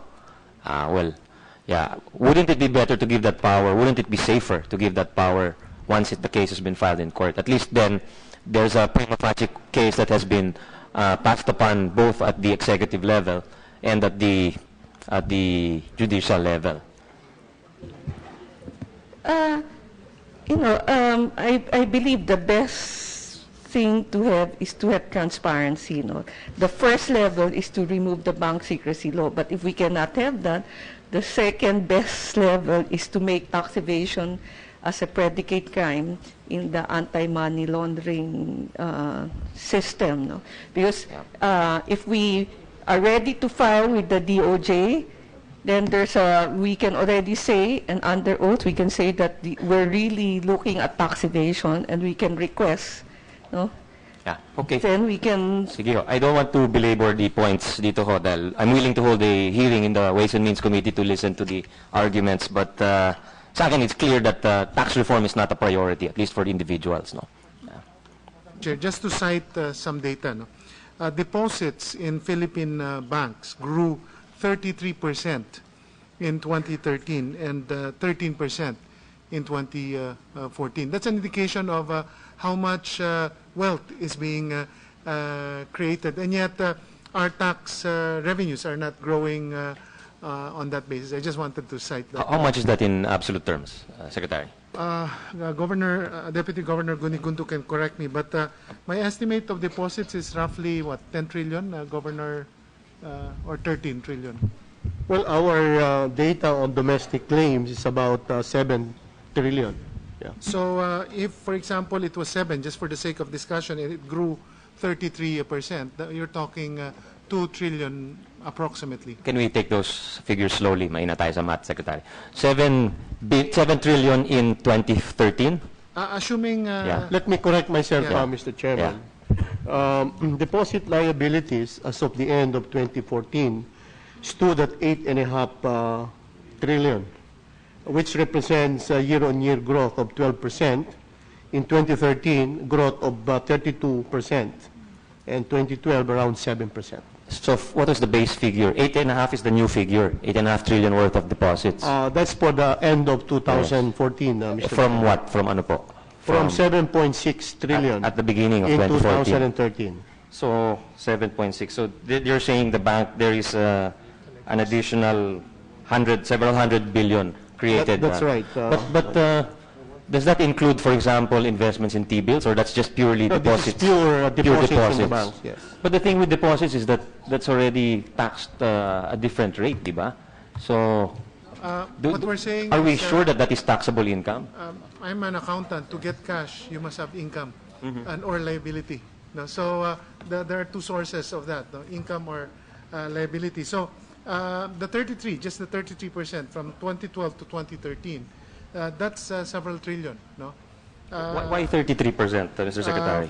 what was 2012? It's 7.6 to 8.5 trillion. No, So no, why was it 2012 was 5.7 Yeah. trillion, going to 7.6 trillion in 2013. So 33% in 2 years. In 2 years. No, no, in 1 year. Yes. In 1 year. In 1 year. In 1 year. 1 year. Yeah. You said 7.6 kanina. What is 5.7, Mr. Chair. at what point in time? Yeah. 5.7 5.7 trillion in 2012, Yeah. and then 7.6 trillion in 2013. That's more than 32% growth year on year, Mr. Chairman. So there's 2 trillion in increase in that year. Our tax collection did not increase by that much, no? And cash can only be, I'm trying to be simplistic, either through liability or income. Right. But some of that could also be due to income because of incentives we gave, di ba? It's not purely, you shouldn't assume that that's all taxable income, di ba? Anyway, I don't want to debate these points. These are finer points, Mr. Chairman. I'd rather not debate them in this committee. Perhaps it's not the proper forum. I'd like to move on to. Sa akin lang, I just wanted to put that on the table for the awareness of the economic managers of our country na we keep on trumpeting our economic growth as a country, pero yung mga pamilya natin hindi naman yumayaman. Yun ang puntos ko, Madam Chair. Thank you, Senator Angara. May we No, Madam Chair, I still have some questions on other matters, yes. if it's all right. Yeah. Yes, yes. Then Senator Recto and Senator Osmeña. Can I recognize Senator Osmeña? Yes. Thank you, Madam Chair. Dun sa kay Sec RC naman ho, sa NEDA, we mentioned 4 million jobs created. Could we know the breakdown of the jobs per sector ho? How many were in services, how many were in agriculture, and kung may figures ho tayo sa incomes naman ho, tumaas ba ho ang incomes ng mga trabahador natin? Yeah, we have the breakdown, Your Honor. These are available at the website of the Philippine Statistics Authority.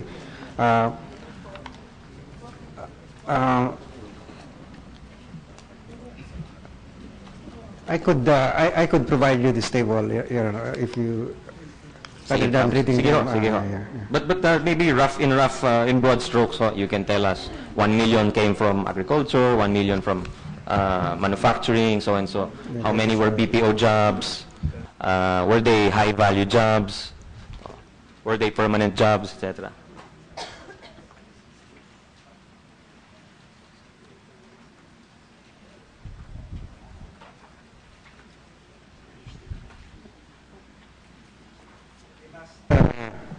Last figure we have based on the labor force survey of April 2015.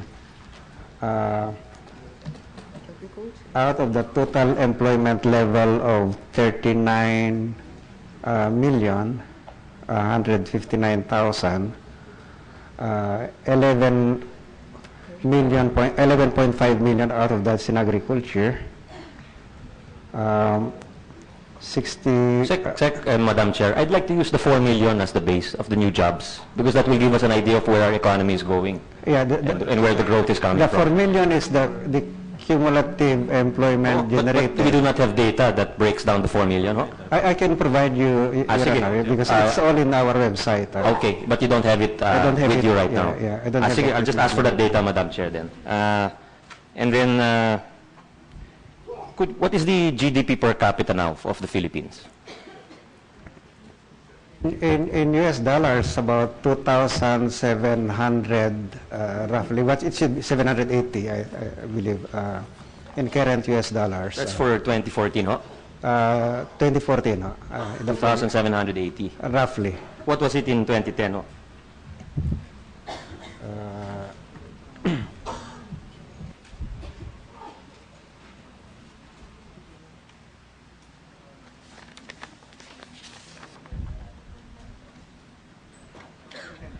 With me right now, but I have. Up to what year do you have? 2013? Do you have 2013, 2012? Basically what I want to know, Madam Chair, Mr. Secretary, is ano yung trajectory natin? Pataas ho ba tayo? Is it a steep curve? Is it a flat curve? Or no, it's growing. As we said earlier, the 5-year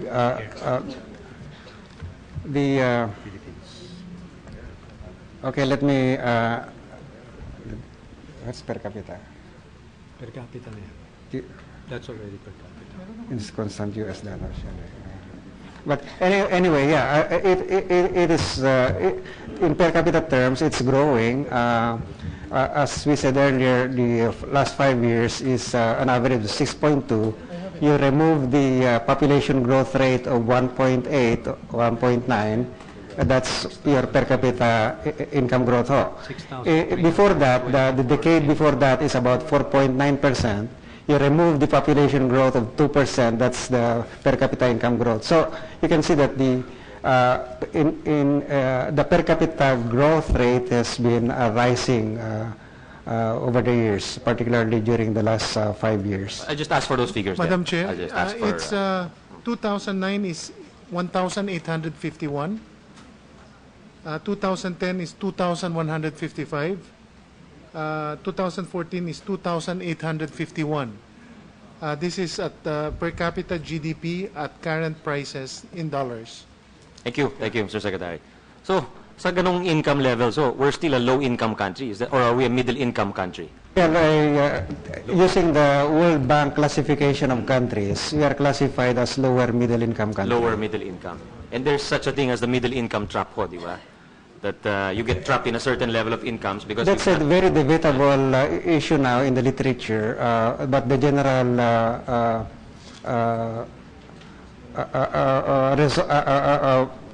the evidence right now is that there is no such thing as middle income trap, depending on the period that you are looking at. Of course, 4 decades or before these East Asian countries that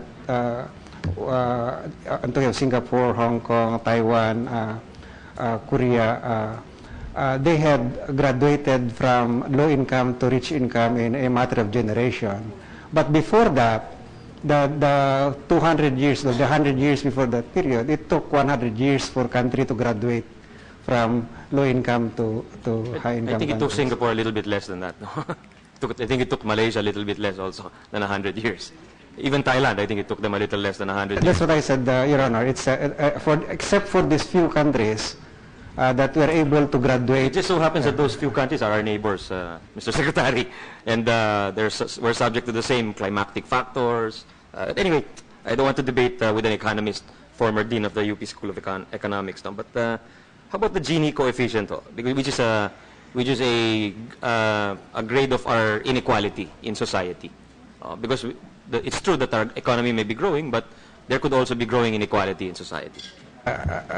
We do think so, although our data based on the Family Income Expenditure Survey is not able to capture well that inequality, because if you look at the data, our Gini ratio is around 0.41, 43, and it's been quite stable with little fluctuation around that since for the last Is it 2 going decades. up, though? Is it improving? I would believe that it's going up, except that we are not our data collection system is not able to capture that, because it's very difficult to capture incomes of the upper 1% of our population. It's difficult to survey them. You mentioned data collection. Data collection Sir, is a major issue. Even at the DOLE, where I'm the acting chairman, we have very poor data collection. Since the PSA is under NEDA, the Philippine Statistics Administration, the Bureau of Labor Statistics was transferred to the PSA.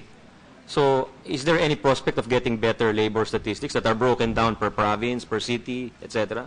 Yes, we are actually restructuring, reorganizing our data capture system to be able to address our basic questions, especially useful for policy making. Just going forward, Mr. Secretary, wala ho tayong datos as to youth unemployment per province. We don't have that.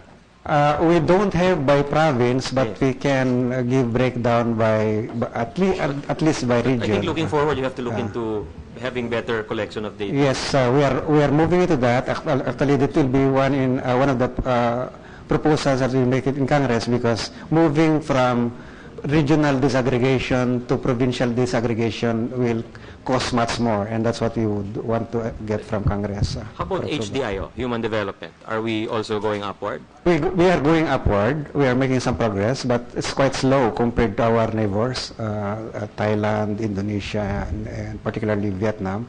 But with the recent developments that we have had, especially the last 5 years, we are now making quite significant investments in health, education, and social protection. You should be able to get that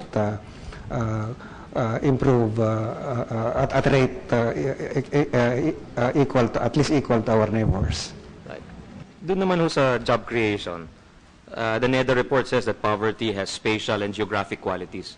So in terms of rural development, how was job creation in Luzon? How was it in Visayas? How was it in Mindanao? It's quite mixed. Even in a particular region like Visayas, the provinces, the regions' performance varies quite significantly. Is there a distinction of urban jobs, rural jobs, for example? Definitely. The rural jobs are largely agriculture-based, and these are very sensitive to... In the 4 million jobs figure you gave us, ilan doon ang urban, ilan ang rural doon? I don't have the numbers, but I can provide you. I think we can disaggregate that. But I would like to believe that because the wage and salary workers as a proportion of total workers, and this is quite a good indication of the quality of jobs, has been rising from about 51% in 2010 to about 57% today, and that's a significant improvement compared to what we are seeing in our neighbors. So these are permanent jobs, huh? These are not, they're not necessarily permanent, but they are surely of better quality than, say, those in the self-employed own account category of workers, which are very vulnerable to all kinds, to seasonal fluctuations and other shocks. Are there any programs to increase agricultural incomes and employment, for example? Excuse me. Any programs to increase agricultural incomes and agricultural employment? The task, I believe, Your Honor, and that's what we are trying to get into our program, is to link the agricultural economy to the manufacturing, to the industry, to the urban, to the global marketplace. It is that link that has really trapped a lot of our... Market links. Market links. Kasi ang nakikita natin sa mga pag-aaral natin in some cases, when you have high productivity growth, but you cannot bring that production, that increase in production out quickly to markets that need them, that would cause prices to tumble down, and it comes at, so the high increases in productivity would not necessarily translate into increases in incomes when that happens. So the task, our task is really to get these different production centers and market centers better connected with efficient infrastructure and connectivity. Okay. How about any industries that the government is going to support besides the automotive industry, where you have the subsidy program, for 200,000 units? Any other industries that are being studied for possible subsidies, things like that? We are developing our various industry roadmaps. So far, how many roadmaps we have now? Because the intention is to diversify the local economy, the production base. Just to put that in context, Your Honor, the manufacturing sector of our economy 10 years ago was almost just electronics and semiconductors. About 70% of our exports then are actually from that sector. That has exposed our economy into a state of vulnerability. We need to move to diversify the economy, particularly to areas that generate more employment. And we are talking about, there are good prospects in the food processing sector, for example, the garments, the apparels, RDP, Converge. Yeah. These are all- And we have programs. These are all very low value-added activities, Mr. Secretary. Would you agree? No, not necessarily. If you can lay, for Except example, for food processing, because I think that's value-adding. But Yeah. garments, isn't that low value-added? yeah, but our labor market is still, you have a large part of our labor market still unskilled. While our strategy is to ramp up the transformation of that labor into more skilled, it will take time. So in the meantime, we really need a strategy that will employ not only the semi-skilled and skilled, but also the unskilled. And we believe that industrial sector or manufacturing sector that employ the unskilled will be far more inclusive than other alternatives. Last few questions, Madam Chair. Tourism, we're very far off our targets because of infrastructure, because of poor infrastructure. Is there any action on that part, to bring in more?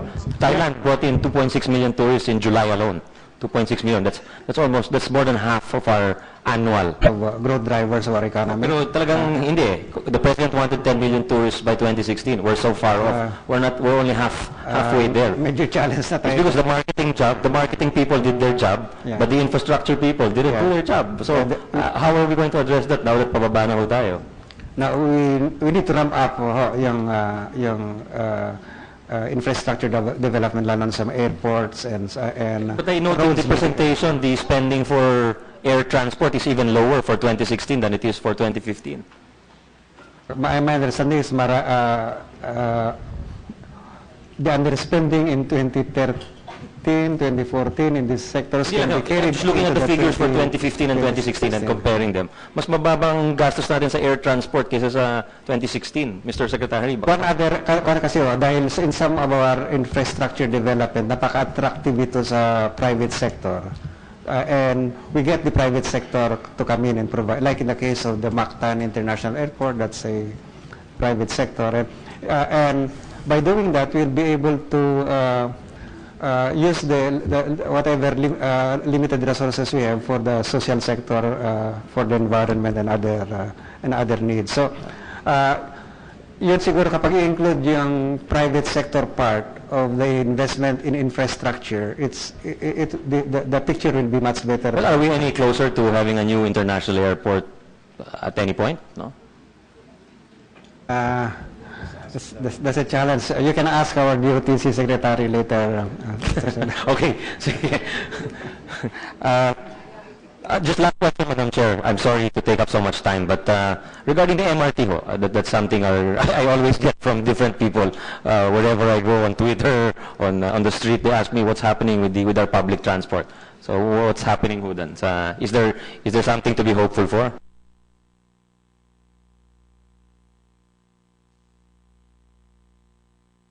Anyone can answer. Madam Chair, based on information that I got from DOTC, the first two additional, what do you call that?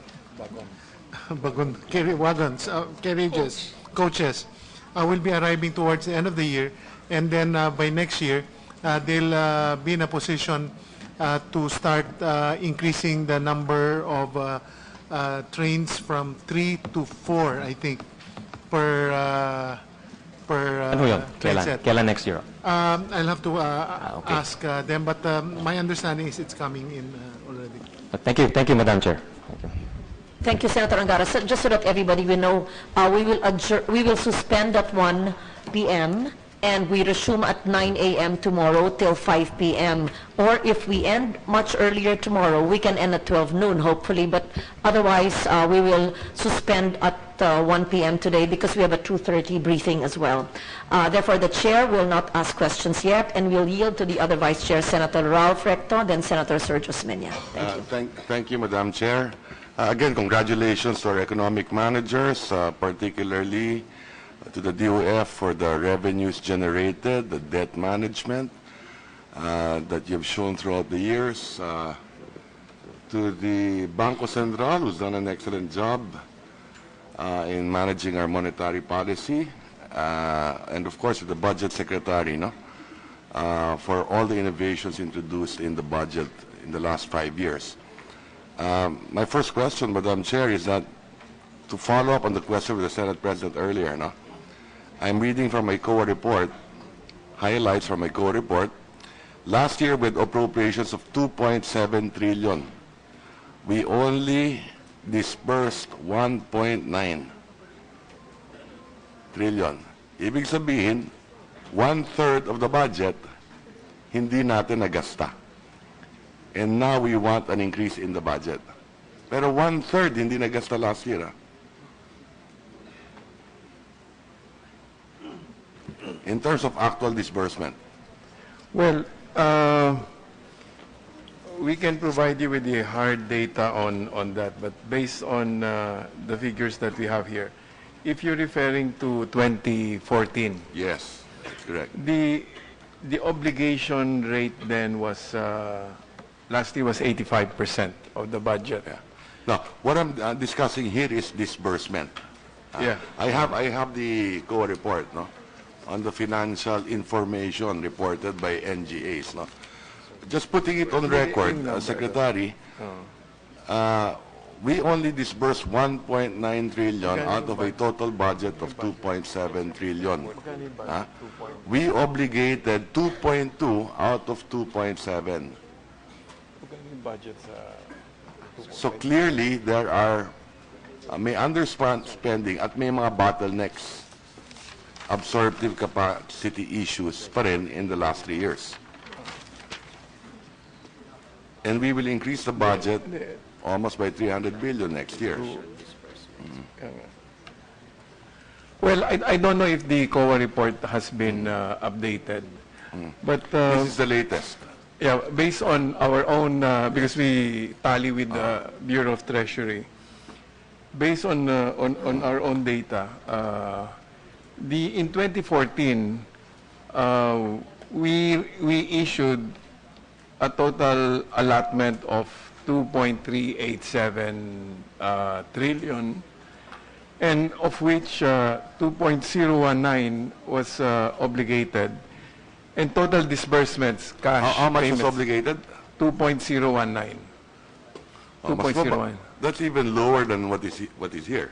Yeah. Here, your obligations are 2.2. Yours is 2.0. 191. So mas masama pa yan.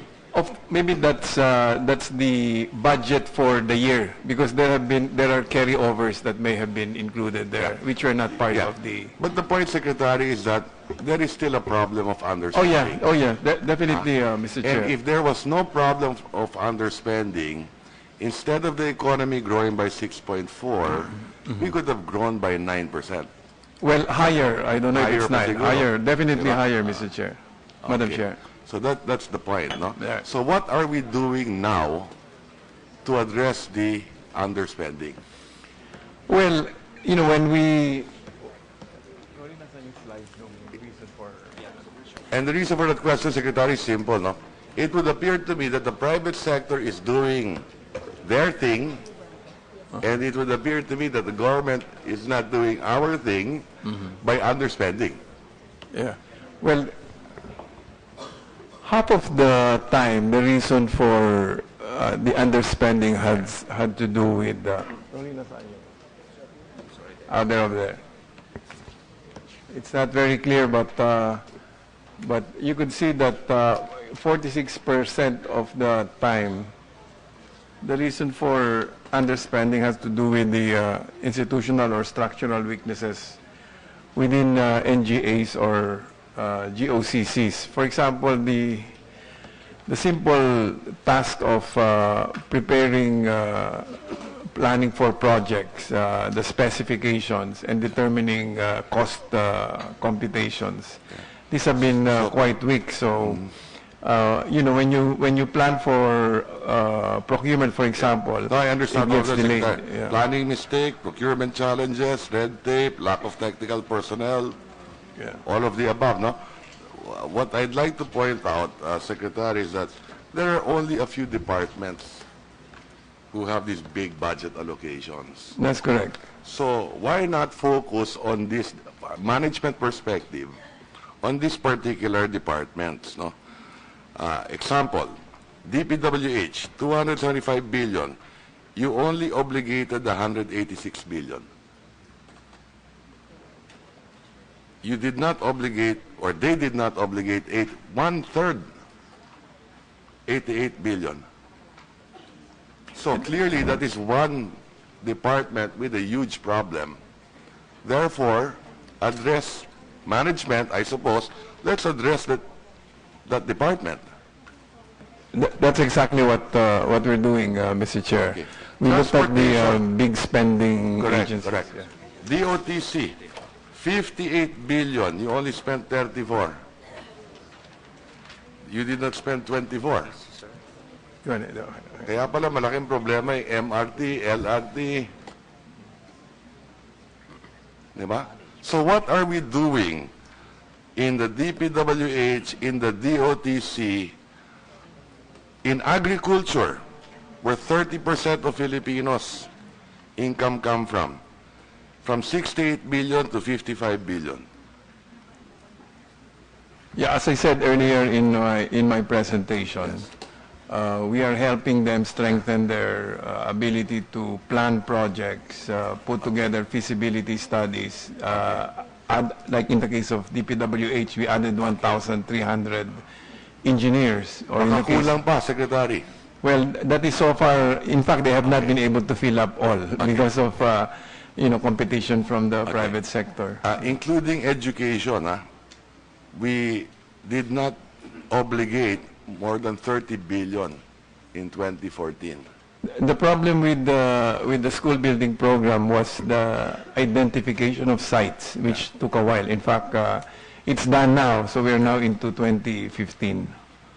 Okay. Part of the delay was also the requirement, which is everybody is demanding greater transparency and accountability. So, for example, in the case of classrooms, Yeah, we understand that. we could not release the classroom budget until the sites have been identified. Okay. This will be the last budget of the Aquino administration. So siguro meron na tayong Fast and Furious 6 turbocharging na dapat ang spending natin siguro for 2016. If Is there anything Congress can do in the budget, in special provisions, that we can help out in improving your ability to spend? Well, what you have helped us a lot with is approving the budget early, because since we are now advancing the parts of the procurement process, starting the day after the budget is submitted, many notices of award and notices to proceed are now being issued within the first quarter, not within the second quarter, and that is happening now, Mr. Chair. What happens to all those unobligated allotments? Sorry. That was a very important question. Apart from approving the budget early, may we also know what else could we help you with the special provisions of this biggest piece of legislation, so that we could spur more economic activity and spend more than what we have historically not spent, because there's been a history of underspending since 2011. Perhaps you can help us there on what special provisions can be done for this budget. Well, the exercise of strict oversight on some of these agencies that have been falling behind, as earlier mentioned by Senator Recto, like actually the most improved ones have been DPWH, DSWD, and DepEd, but the ones that have lagged behind seriously lately have been, for example, Department of Agriculture, Department of You're saying for Transportation. 2015? Yes, In the yes. first half of the year? Because if you look at the, in the first quarter of this year, infrastructure and capital outlay was -11 growth. In the second quarter, it's positive 37% increase in growth. So there's a huge jump in the second quarter. The second quarter. Yeah. In terms of personal expenditures, we increased by 21% against no growth in the first quarter. So the numbers are dramatic in that sense because of all these measures being adopted. Yeah. Okay. So what happens to those unobligated allotments? Because I hear on TV, on news items, yan daw magiging savings gagamitin sa kampanya, sa eleksyon. I'll give you this opportunity to answer. Well, for example, in 2014, about 290 billion pesos was either those are allotments that were not obligated or appropriations that were not released. To date, what happens then is they get carried over to 2015 for the same projects. Yeah, they have not been declared savings. Let's say for the 190 that have been released but not obligated. These are already with the agencies. They're no longer with us, and 60 billion of those have already been in fact obligated. So they're now undergoing implementation. About the 90 billion that those are unreleased appropriation, a big portion of that already has been released by way of allotment. So they are continually being implemented. In fact, one of the things that we'd like to ask from Congress is to agree with us to adopt the policy of giving appropriations 1 year life. And the idea here is all agencies should be able to obligate, not implement, should be able to obligate their appropriations on the year that they were provided those appropriations. Otherwise, you know, if they go beyond, then they lapse. Because one of the problems that we encounter is that many agencies think in terms of a 2-year budget cycle. And so therefore they take time. They take time to understood, Secretary. Just to give you an idea of what this underspending is, that's roughly 1.6 billion a day last year in 2014. What you could do with that amount is 2,000 classrooms a day or 160 kilometers of road in a day. Yung underspending. Let me move on, Secretary. Yeah. I don't think I understood or heard the answer on your another very important question that you asked, that if an agency is given a budget and the agency underspent, what was underspent for that year, you said, is carry over to the next year because we have the 2-year life now. Yeah. But if it's still not spent, is that considered savings? And there can therefore be realigned, or does it go back to Treasury? Like in the case of personnel services, if after a year they're not spent, then you cannot spend them anymore. In the case of MOE and if it's PS and you've not spent it in a year, that can go to savings. No? No, it lapses, so you cannot use it anymore. But unfilled positions for PS can go to savings, right?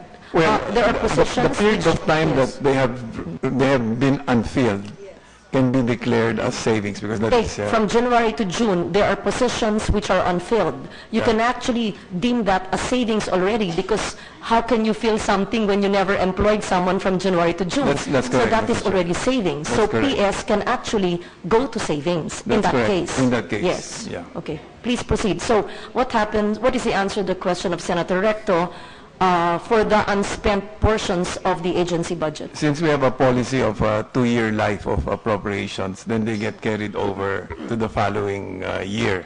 And you have then an opportunity to either obligate or implement, release them or obligate them for another year. But insofar as MOE and capital outlays are concerned, if on the second year you still were not able to release or obligate them, then they also lapse. That cannot be considered savings and realigned elsewhere. Well, under our rules, if the delay is the fault of the agency, you cannot declare it savings. But if the delay is due to force majeure, there was an earthquake, there was a typhoon, and you can no longer implement the project because, let's say, a school could not be built in a geohazard area, then the project can be terminated and then the budget for those can be declared savings, Madam Chair. Question. Along that line, no? Papayag ba kayo na yung savings for a school building can only be used for a school building? A savings for a road can only be used for a road. A savings for the hospital can only be used for a hospital. Para hindi natin pag-awayan na pork barrel and so on and so forth. Well, considering that we encounter so many contingencies within the year, not only natural, but sometimes even man-made, I think the executive should be given some degree of flexibility. Perhaps we can regulate that, or we can limit that flexibility, but not on a one-on-one. Or for example, another suggestion. Sige. Savings of program you can only use for unprogram. There's still flexibility. That's a lot of flexibility. That's a lot of flexibility, but at least it's written down. Yeah. That gives us a lot of flexibility. That means that you cannot borrow money anymore for the unprogram. Well, that's the. But the thing is, we So continue you have to. savings here. You can use that for your unprogram. What is the benefit also is that we don't borrow more money to spend on the unprogram. So there's a benefit to it as well. But since you're asking for flexibility, so that's another way of looking at it. Huh? Yeah. We can look into that. We can study it and see. Yeah. But that's certainly a flexibility, Madam Chair. Yeah. May I know whether there has been any budget in the past years where that was actually implemented, where what is for road, for school is for school, and savings only for that item? Has it ever been implemented in your experience? It happens where, for example, the DPWH, when it bids out projects and the bid price is lower than the approved budget for contract, usually the district engineering office, they want the savings to be used to lengthen the road that was being built. Then that's possible. So And that's that road happens. to road. Walang problema. In that case, well, it's understandable because if the road is not completed, then it stands to reason that there is, there's basis for agreeing to that because it's really, since they save on the bidding process, then lengthening that road is a reasonable request, Mr. Chair. Based on that question of Senator Rolfe, if I may just, would you have the record of 2015 of all unrealized projects and therefore realigned as savings, which can be used by the President, which is allowed in the Constitution because the constitutional provision states that indeed the President can realign to savings. Do we have those records now? It's possible to do that in case of three sources of savings. One is savings on personnel, as you earlier cited the example of not hiring the teachers within the first 3 years, then the first 3 months, then you have savings the first 3 months.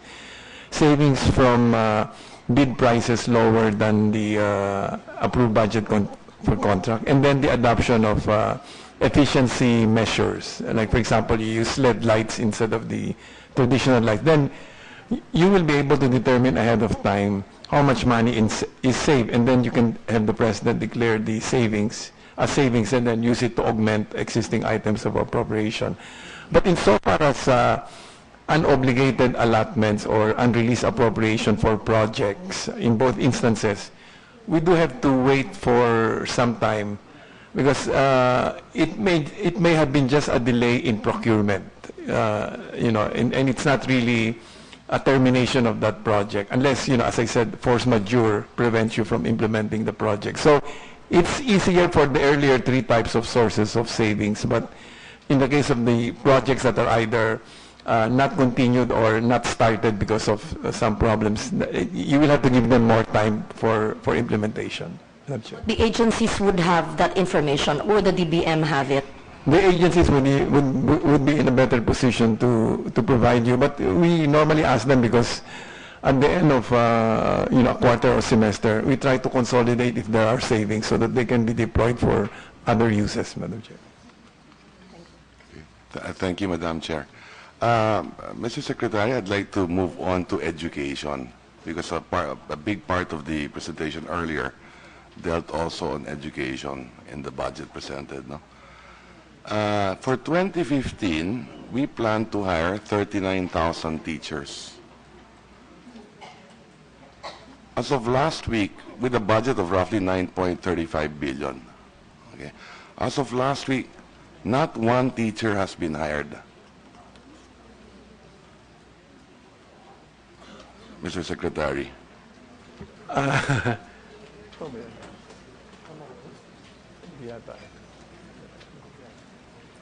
Ang tatamaan dito yung mga estudyante, kung walang mga guro. Allocation natin, ito ang napipil up.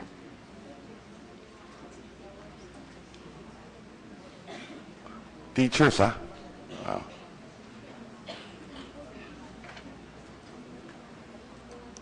In 2014, we planned to hire 29,000 teachers.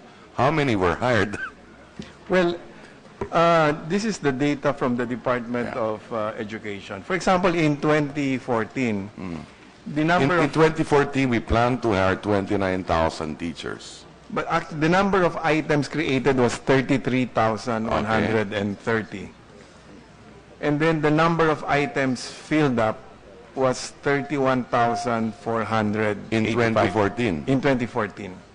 So the fill-up rate was 95%.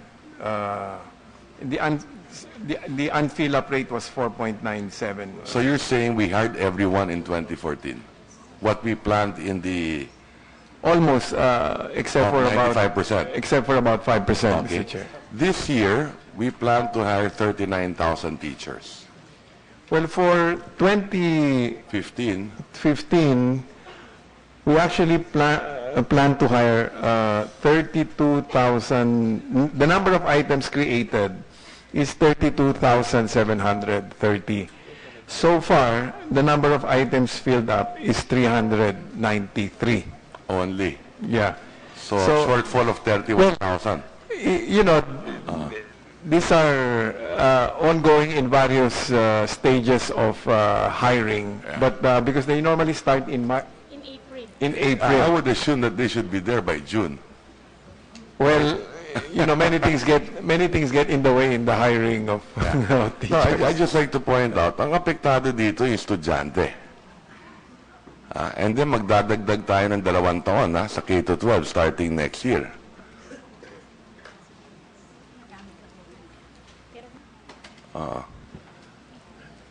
Well, according to the update, like in because if you look at the history of the way DepEd, at least since 2010, they have actually been averaging about 96% hiring rate. In 2010, they were hiring only 10,000 teachers. We bumped that up to 30,000 every year. That's correct. Kaya nila yung 10,000, but more than that, they have difficulty from what I've seen.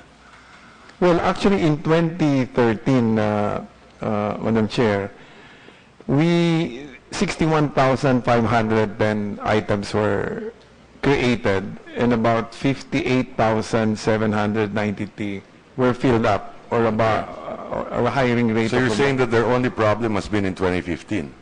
Well, my sense here is they've actually been hired. Normally, what we do is we release the PS allocations comprehensively, 100%.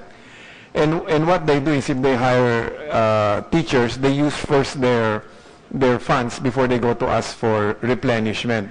And that's why the reporting may not be this accurate. Secretary, the data that I'm bringing to your attention are reports coming from DepEd submitted to Congress.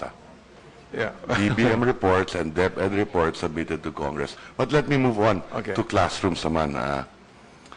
This year, we plan to construct 44,663 classrooms. Thereabouts, yes. Thereabouts. Yeah. I don't know if we've constructed any of these classrooms. How many have we constructed?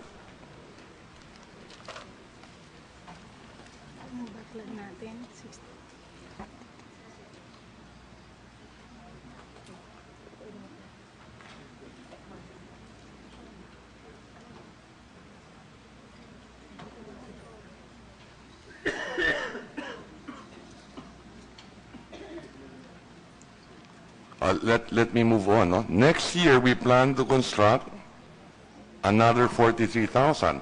That's You add correct. the two, that's 85,000. I think next year will be faster. You know, and we in the DBM are aware of this because Okay. in the case of 2015, we just released. When did we release the budget? I think we released this belatedly because we refused to release the budget until they submitted to us the listing of schools, because this is part of the special provision on the DepEd's classroom construction program. Maganda sana, Secretary, pag matapos to ng June 30, 2016, pagbaba ng Presidente. That's 254 classrooms you have to build in a day. That would be about 2 kilometers long every day to build 85,000 classrooms in 11 more months. We took a while releasing their 53 billion peso budget this year for classroom construction because of the requirement that they submit to us a disaggregated list where they identify the school sites. But so far, we have been able to release 51.7 billion already. So you already have a battle plan? Yeah, what is unreleased is just about 2 billion pesos. But next year, they worked on this fast because when when two agencies are involved and they vet sites differently. In the case of DepEd, it's accessibility. In the case of DPWH, they look at safety. But now they've been able to work this out fairly well for 20. I bring this up because you have K to 12 also. That's right. Starting next year, no? That's correct. So we're just reminding also the executive department here, no? And then you have, I noticed that you have 500 million in DOLE for, as a fund assistance for K to 12 with regard to potentially college faculty and workers who will lose their jobs. That's correct. So that's good that you have at least you have this 500 million in DOLE. Yeah, in fact, they have a range of options because like in the case of CHED, we increased their budget by about 7 billion. They can even go to school and study masters or PhD. Or is it possible, research. Secretary, to list down in one package all of these initiatives you're doing to address the problems of K to 12? Para madali makita. And then, for example, ito 500 million ba? Will this be enough for those workers who will lose their jobs? Or baka kulang Well, pa? if you look at the total package, for example, 62,000 teaching positions that can be made available. If they all decide that, they can just be teachers for, the period of time that, the 2 years that there will be limited enrollment, then they can all be accommodated in those items. But if they don't want, then under the CHED program, they can take their masters, they can take their PhDs, they can do research, or under the DOLE TESDA program, they can learn new skills and take on But why new don't we livelihoods. list it down in one package? Ayan. Yeah, that's for CHED lang. You have Can 500... you show the whole of yon? Ayan.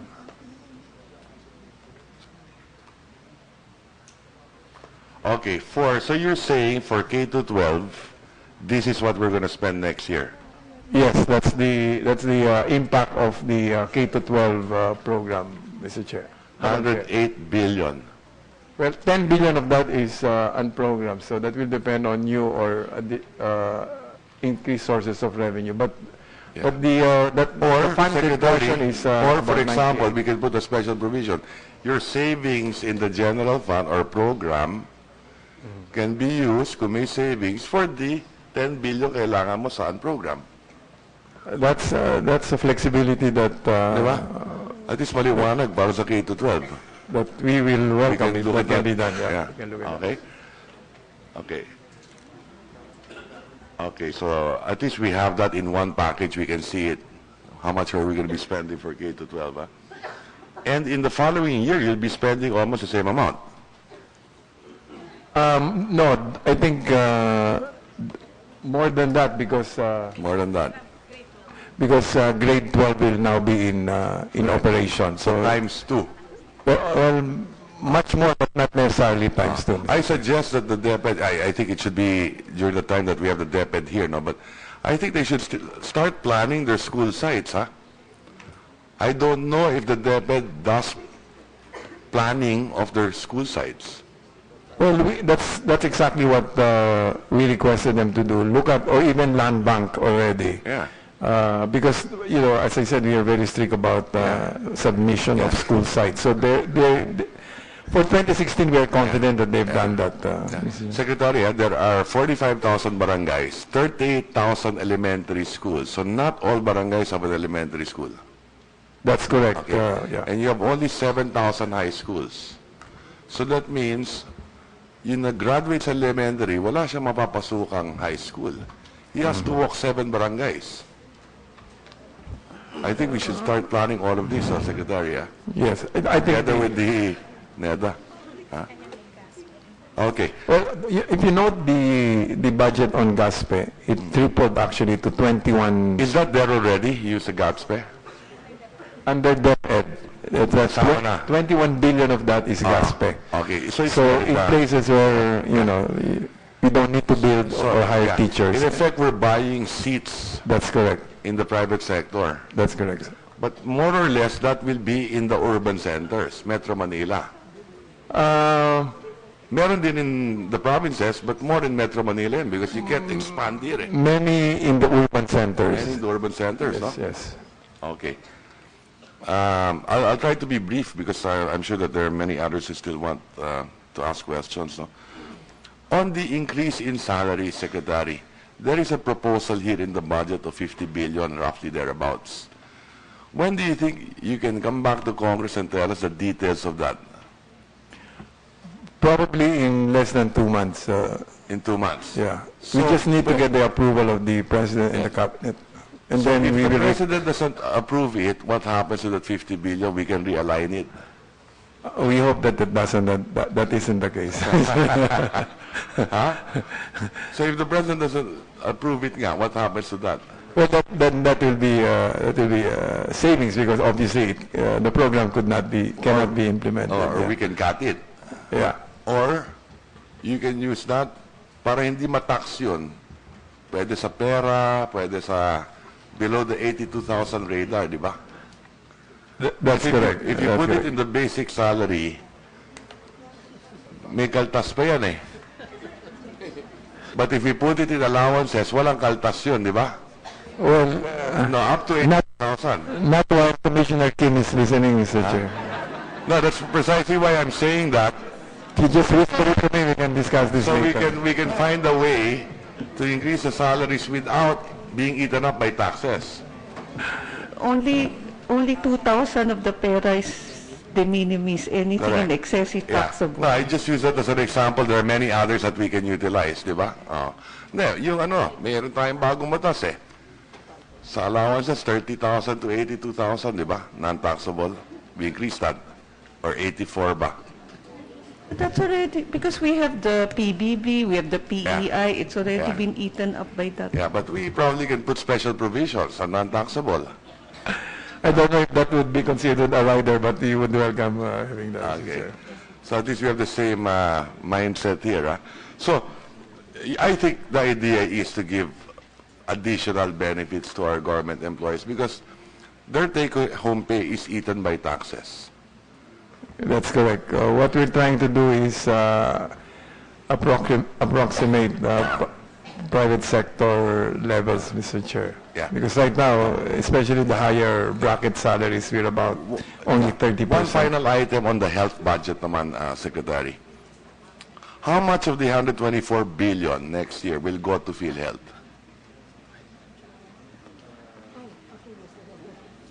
About 43.836 billion will go to PhilHealth, Mr. Chair. 43. Yeah. But the total payout last year of PhilHealth was 78 billion, Secretary. Two-thirds of that went to the private hospitals, only one-third to public hospitals. So lumalabas, ang nakikinabang, yung mayayaman, hindi mahihirap. And that was admitted already here by the, I think, chairman or president of PhilHealth. President.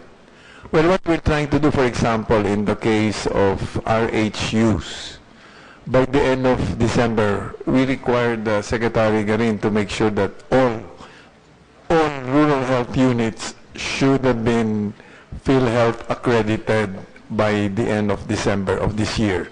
Yeah. So including the provision of outpatient services, yung tinatawag yung check-up. Because I think if we do that, then we improve accessibility, and therefore we can increase the take. We should be able to see the reverse. 2/3 should go to public hospitals at least. Because hindi rin gagamitin to upgrade the hospitals later on eh. That's correct, Mr. Chair. Ang kawawa dyan, yung mga local government hospitals eh.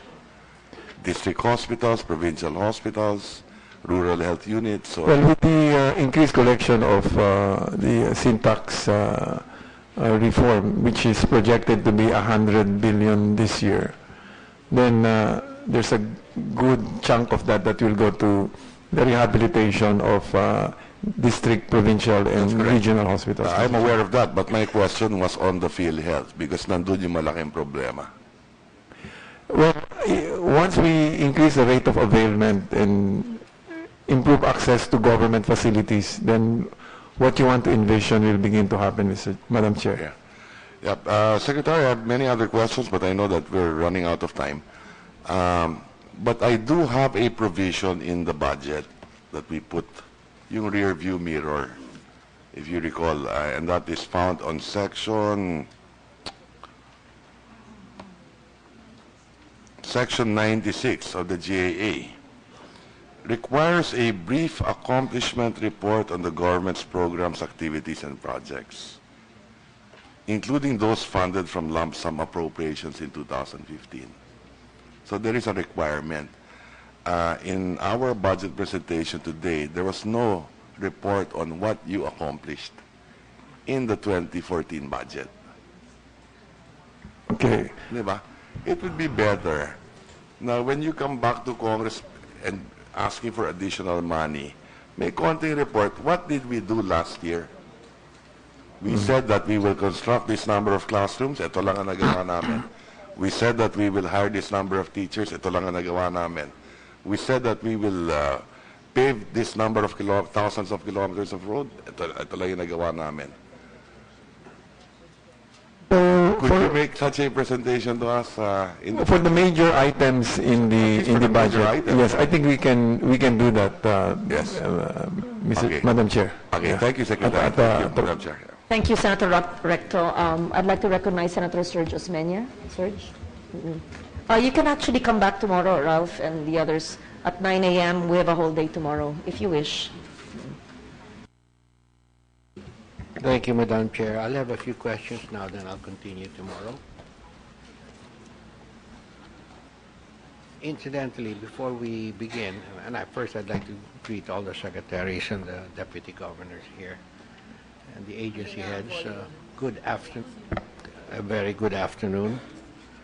Are we serving them lunch?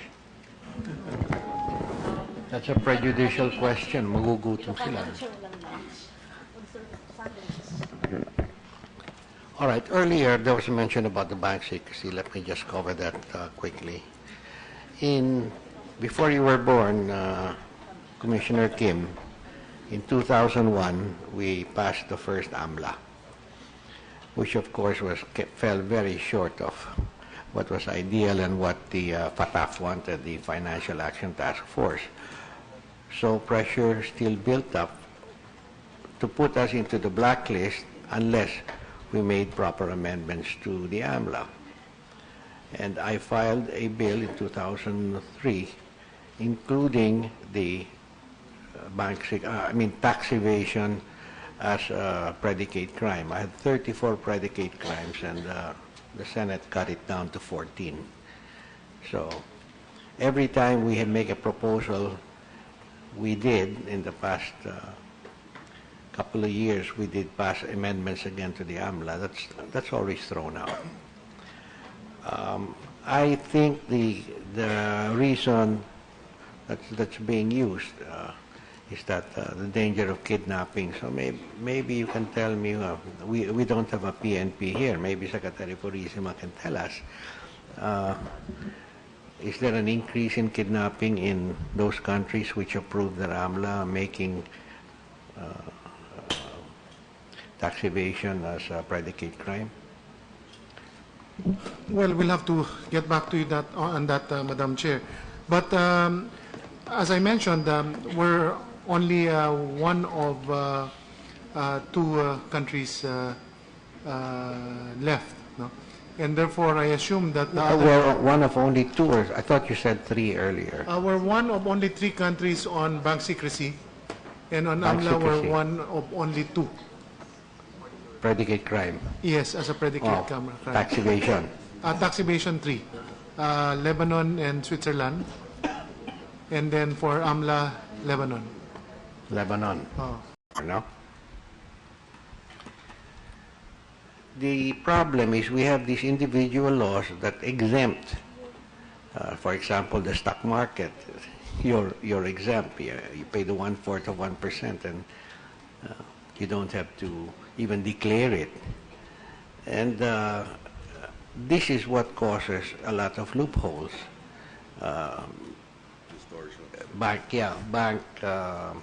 Final withholding taxes. Final withholding taxes on interest income.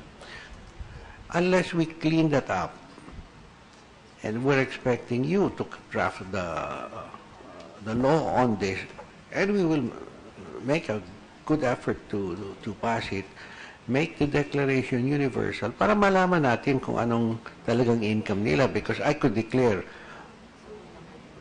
300,000 as my taxable income when I actually made 10 million because it came from the stock market. And this also allows you to track the total wealth created in a country over the years, no? So we're guessing here na tumaas ang total deposit base ng bangko, katapos di namin nalaman kung saan nanggaling yun. Baka naman kay Henry C. yun. Henry C. alone, yeah, pwede. 2 trillion. So we're really expecting you to craft that because there's so many laws that impact on that. But unless we have a universal cover, universal declaration, it's really going to be difficult to chop. The way it is now is chop. So, everybody has always a palusot. Hindi na. All right. Here's another interesting point I want to bring up in the beginning. As I was riding the plane from Washington, D.C. back to Manila a couple of weeks ago, I saw a full-page ad, and I saved it. I think it was in a business magazine as I was riding on the plane. It was an announcement by Indonesia. It was like a mea culpa. It was addressed to foreign investors, and the Philippines should have done this. To foreign investors, we agree that our infrastructure has not been up to par. We agree that this has been happening. We agree. And we're making now efforts to correct it. Could you get a copy from the Indonesian embassy? Because I misplaced my copy and I was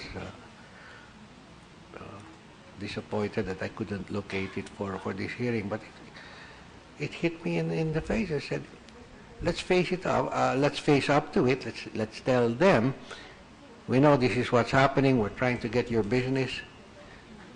We're making these efforts to correct it. It was more specific than the way I'm describing it, and it was a wonderful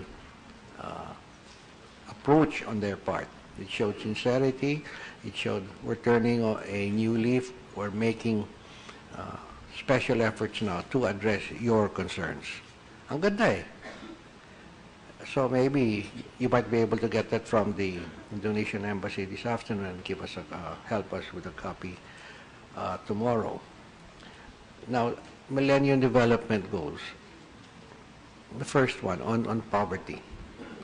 You started at 26% in 2010, Mr. Secretary,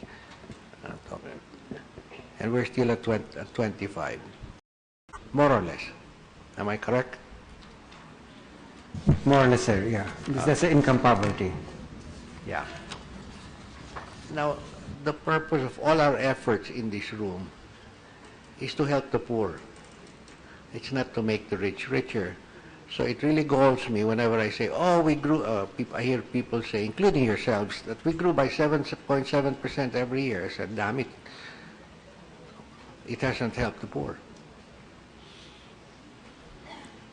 So our efforts are really zero. I mean, if I were to grade us, it's zero. What do you have to say to that, Secretary Balisacan? Madam Chairman, it's true. The income poverty has been a big challenge for us. But poverty as defined in the MDGs is now more, is looked at from several dimensions.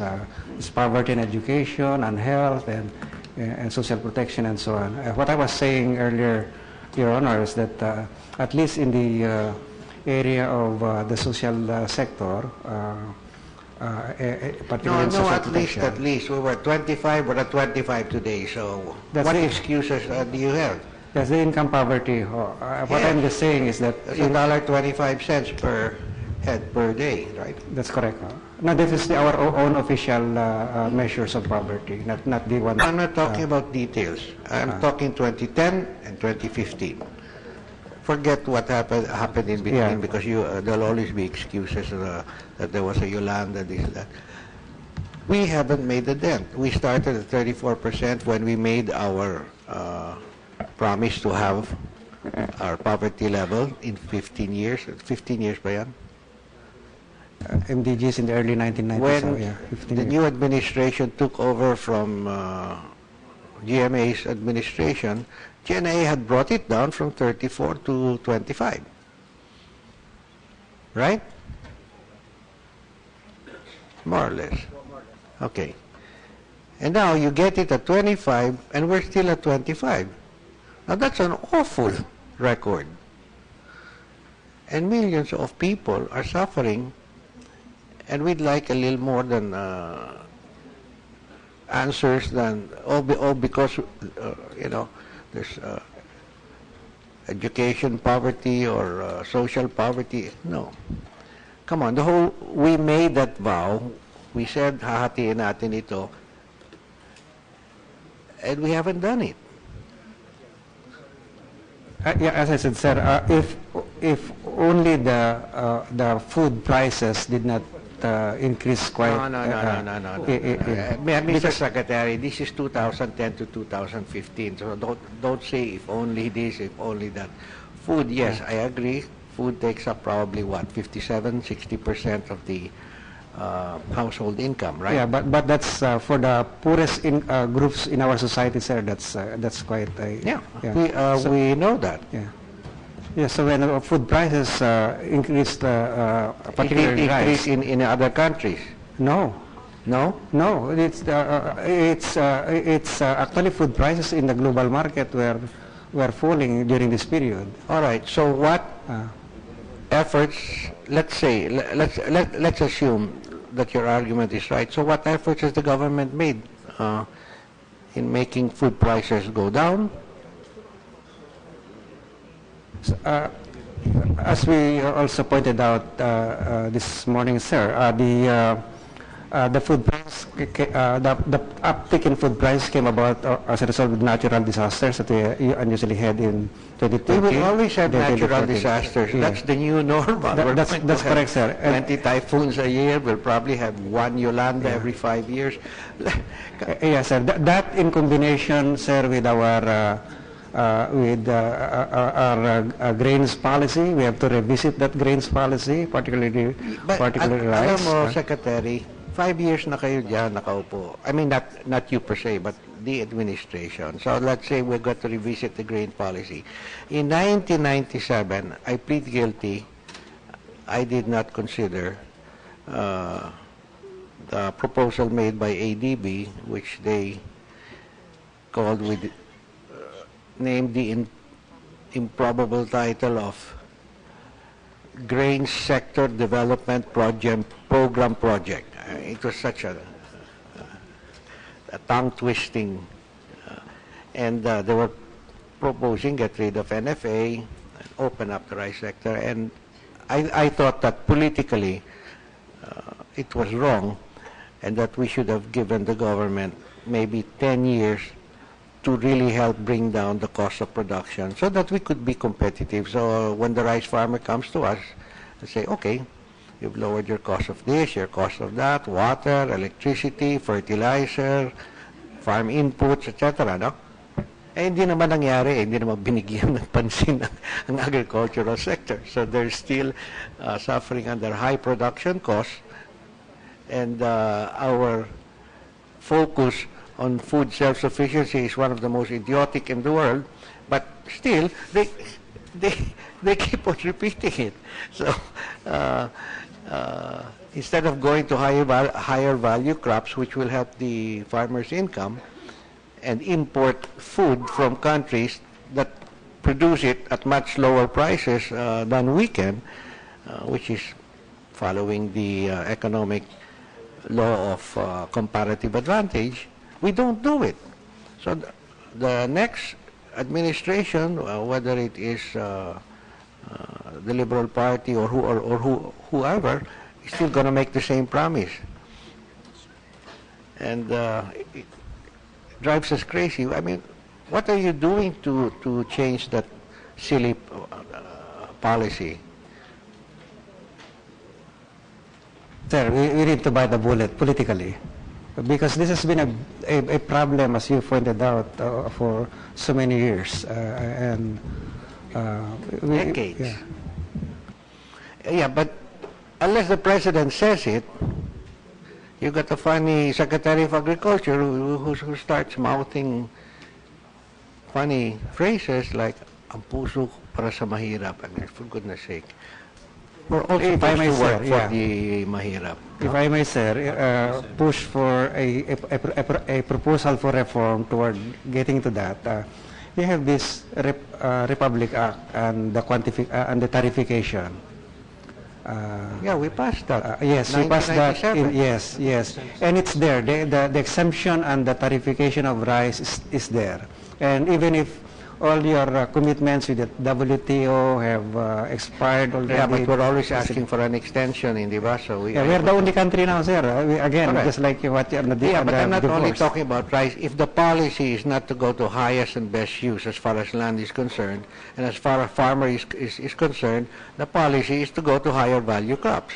I mean, I hope they pass that medical marijuana bill in the House, because I told the farmer, you'll make 5 times more. Di ba? No, but doesn't that make sense? Medical lang medical. Right? And then we can export it. But let's use our heads. Rice is a low-value crop. Now, for example, too bad the Secretary of Trade isn't here, but Secretary Kiko and I made a trip to Thailand to check out their agricultural sector. And we were in this little farm, cooperative, and the cooperative maybe had a total land area of about 12 hectares. The particular farmer who was the head of the cooperative that we visited had maybe something like 6,000 square meters. So I asked him with the interpreter, I said, what's your net profit a year after taxes? About 250,000 on 6,000 square meter plot. I said, all right, how much do you pay for seeds? Seeds free, we get from Farmers Group. How much do you pay for irrigation? Water free. How much do you pay for electricity? Oh, farmer in Thailand, electricity is free. I said, they have a model there that we should have been following or adopting, and we've never done so because there's no report that comes from the trade attaché or economic attaché assigned to the embassy. So I talked to him and I said, look, can you send us whatever there is? If it has to be translated, I can have it translated in Manila. I haven't gotten a single missive from him. So therefore, the quality of our economic attachés, trade attachés, I think they just get assigned there and have a ball. But they're supposed to be part of the national effort. Kung may maganda nangyayari dun sa New Guinea o sa Indonesia, edi sumbong ka agad dito para makakopya natin. We don't have to reinvent the wheel. If somebody is doing it and has been doing it well for a long time, now, do I complain to you, or do I complain to the Secretary of Trade, or do I complain to... I don't know. What happens? Is it you? And sir, no, I think you're right. We really have to reorient our strategy for agriculture. This morning I tried to describe what we want to see in the rural areas and agriculture. I've been here for 20 years, Mr. Secretary, so I go through the same song and dance every year at the start of the budget session, the DBCC, and all these nice things and generalized answers. Now, I'd like to hear something more specific from the administration. You've got less than a year to go, but still, I think that if somebody here can tell me, okay, we will have those reports coming in 3 to 6 months, period. And I look forward to it. Amend that particular Republic Act, QR against unrise. I think it is easy to amend laws. Just get the House to do it. I've already learned my lesson. I'm not going to conduct a hearing until the House passes it. Because we've wasted so many months sometimes na pinapasa natin dito sa Senado. Wala naman nangyayari sa House. For example, the Freedom of Information Bill. Senator Poe already passed that 2 years ago here in the Senate, or almost 2 years ago. It hasn't seen the light of day in the House, so she wasted her time in the Senate. Sayang naman. So we have learned how to do things that way, no? Now, another thing that's come to our attention, Trans-Pacific Partnership. Hindi tayo kasama doon, di ba? Will you answer into the mic? PP, we are not yet, sir. We are not. We are not because we were not invited. In the first round, in the first set, sir. But I think... Why were we not invited? Bakit kasama ang Vietnam, wala yung Pilipinas? I was not I was not part of the discussion, sir, but maybe the FA, we were not invited because there were restrictions, current restrictions that on foreign investments that they know will not qualify us. All right. Give us a list of those things, and let's no. Give us a list of those things and what we can do to correct it. Otherwise, we're saying we don't care ever being a partner in the Trans-Pacific Partnership, diba? But what's going to happen, Mr. Secretary, is that you're going to see those footloose industries like the garments industry move to Vietnam. And then we lose more jobs here. Now, I think that's scandalous. Nandito na po sila, nakaganap na ng trabaho, nakalikha na ng trabaho, pagkatapos, bigla, sorry Vietnam's export of garments to the United States is now enjoying a much lower tariff than the Philippines is. So, yeah, economic reasons force me to move my operations to Vietnam. And you know, Vietnam is a cheaper cost economy than ours. Their salaries are lower, their electricity bills are lower, their power bills. So we'd like to know, Mr. Secretary, how are we going to address this? We're certainly not going to sit back and then just let the next administration take the hit, and the next administration will still be finding its way around that it will take another 3 to 4 years before they realize, good Lord, we have just lost 20,000 jobs or 30,000 jobs. Diba? Serge, if I may just put on record, ASEAN countries like Brunei, Vietnam, Malaysia are part of the TPP, but why not the Philippines? Yes, it would be interesting to note so that Congress can also plan on our priority legislation, what are needed for us to be able to be invited. But I understand that the DTI and the DFA have signified our intent to be invited or our willingness You to be cannot be invited. intend to be invited, Madam Chair, because we don't qualify.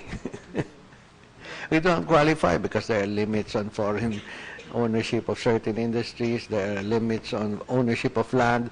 We don't qualify. We want to know. We want a laundry list of what do we have to do, what laws do we have to amend now, so that we will get that invitation. They certainly want us in there. The more, the merrier, hindi ba? And the whole world is moving to a much lower tariff regime, but we're going to be at a disadvantage because we're exporting the same type of goods to the members, to other members. Japan is a member. I think South Korea is also a member. We're going to be left out. We're going to be left out in the cold, Mr. Secretary.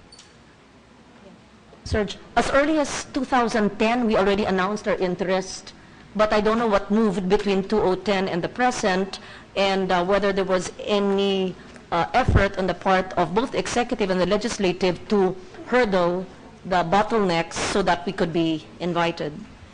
All we need is a paper. This is what we have to do. And then attached, proposed amendment to Republic Act so-and-so, amendment to the Constitution, amendment to this, amendment to that. And then we have a list and we can accomplish it one by one. But we don't even have such a list. It seems nobody's bothered about this, but I'm certainly bothered about it because nasa atin na eh.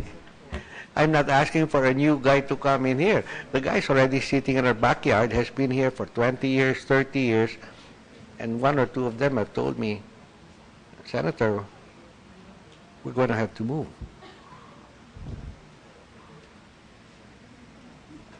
Okay? And last for today. What will be our growth driver? What will drive the economy? Wow. I will cover that tomorrow because it's going to take long. But would you like to submit to the committee disaggregate the breakdown on where the growth will be coming from and where the new jobs will be coming from? And then also we'd like you to disaggregate the foreign direct investments that you've talked about. Where has it gone? And make it a little more detailed than just by sector. Baka sabihin mo, services lang, manufacturing, agriculture. No. Break down the services.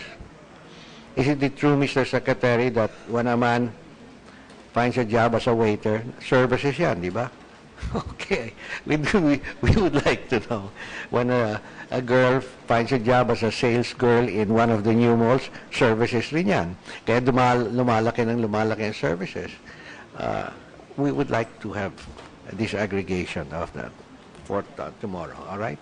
I'll suspend for now, Madam Chair. Thank you very much. And I want to thank our... one last question, but this is very interesting for Secretary of DBM. Secretary Abad, would you like to define what pork barrel is?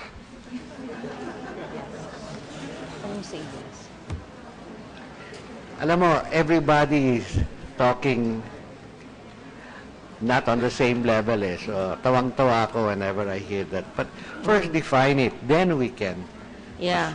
The only reference I would have that is authoritative, Madam Chair, is the decision of the Supreme Court, where it says any item in the budget where that requires post-enactment intervention of the legislature in the budget execution except in the exercise of oversight.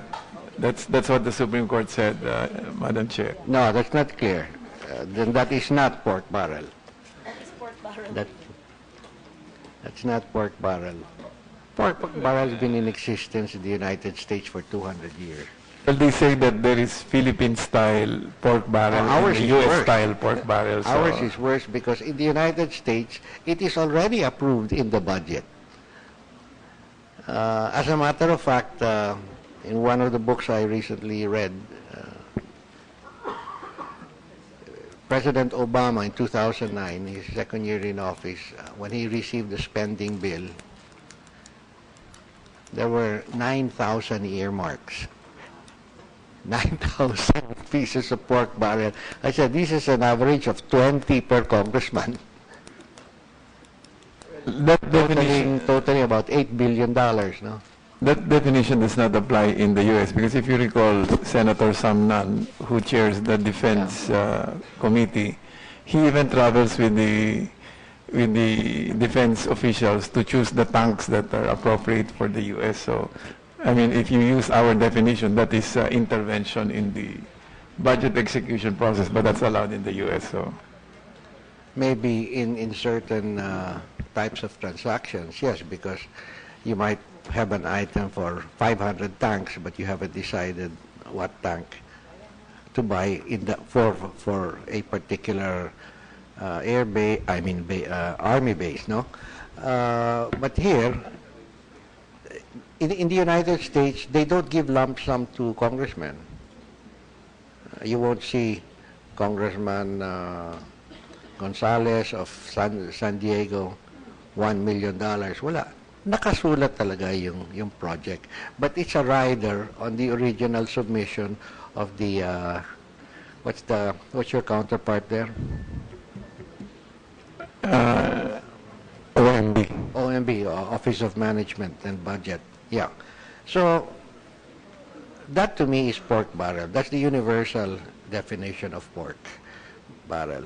And, of course, you and I know that Congress will not operate without pork barrel. So, I mean, that's also the realities of the situation. So, I'll suspend for now. Madam Chair, thank you very much. I'd like to thank all of you. We will start on time tomorrow at 9 a.m. Can you please be prepared to stay till 5 p.m. because half the Senate are not here today, and I have not asked questions as well. All the others are coming back tomorrow. Thank you very much. We Thank you, Madam suspend Chair, on today's behalf of the session. Executive. Yes, tomorrow we will serve lunch. Yes, thank you.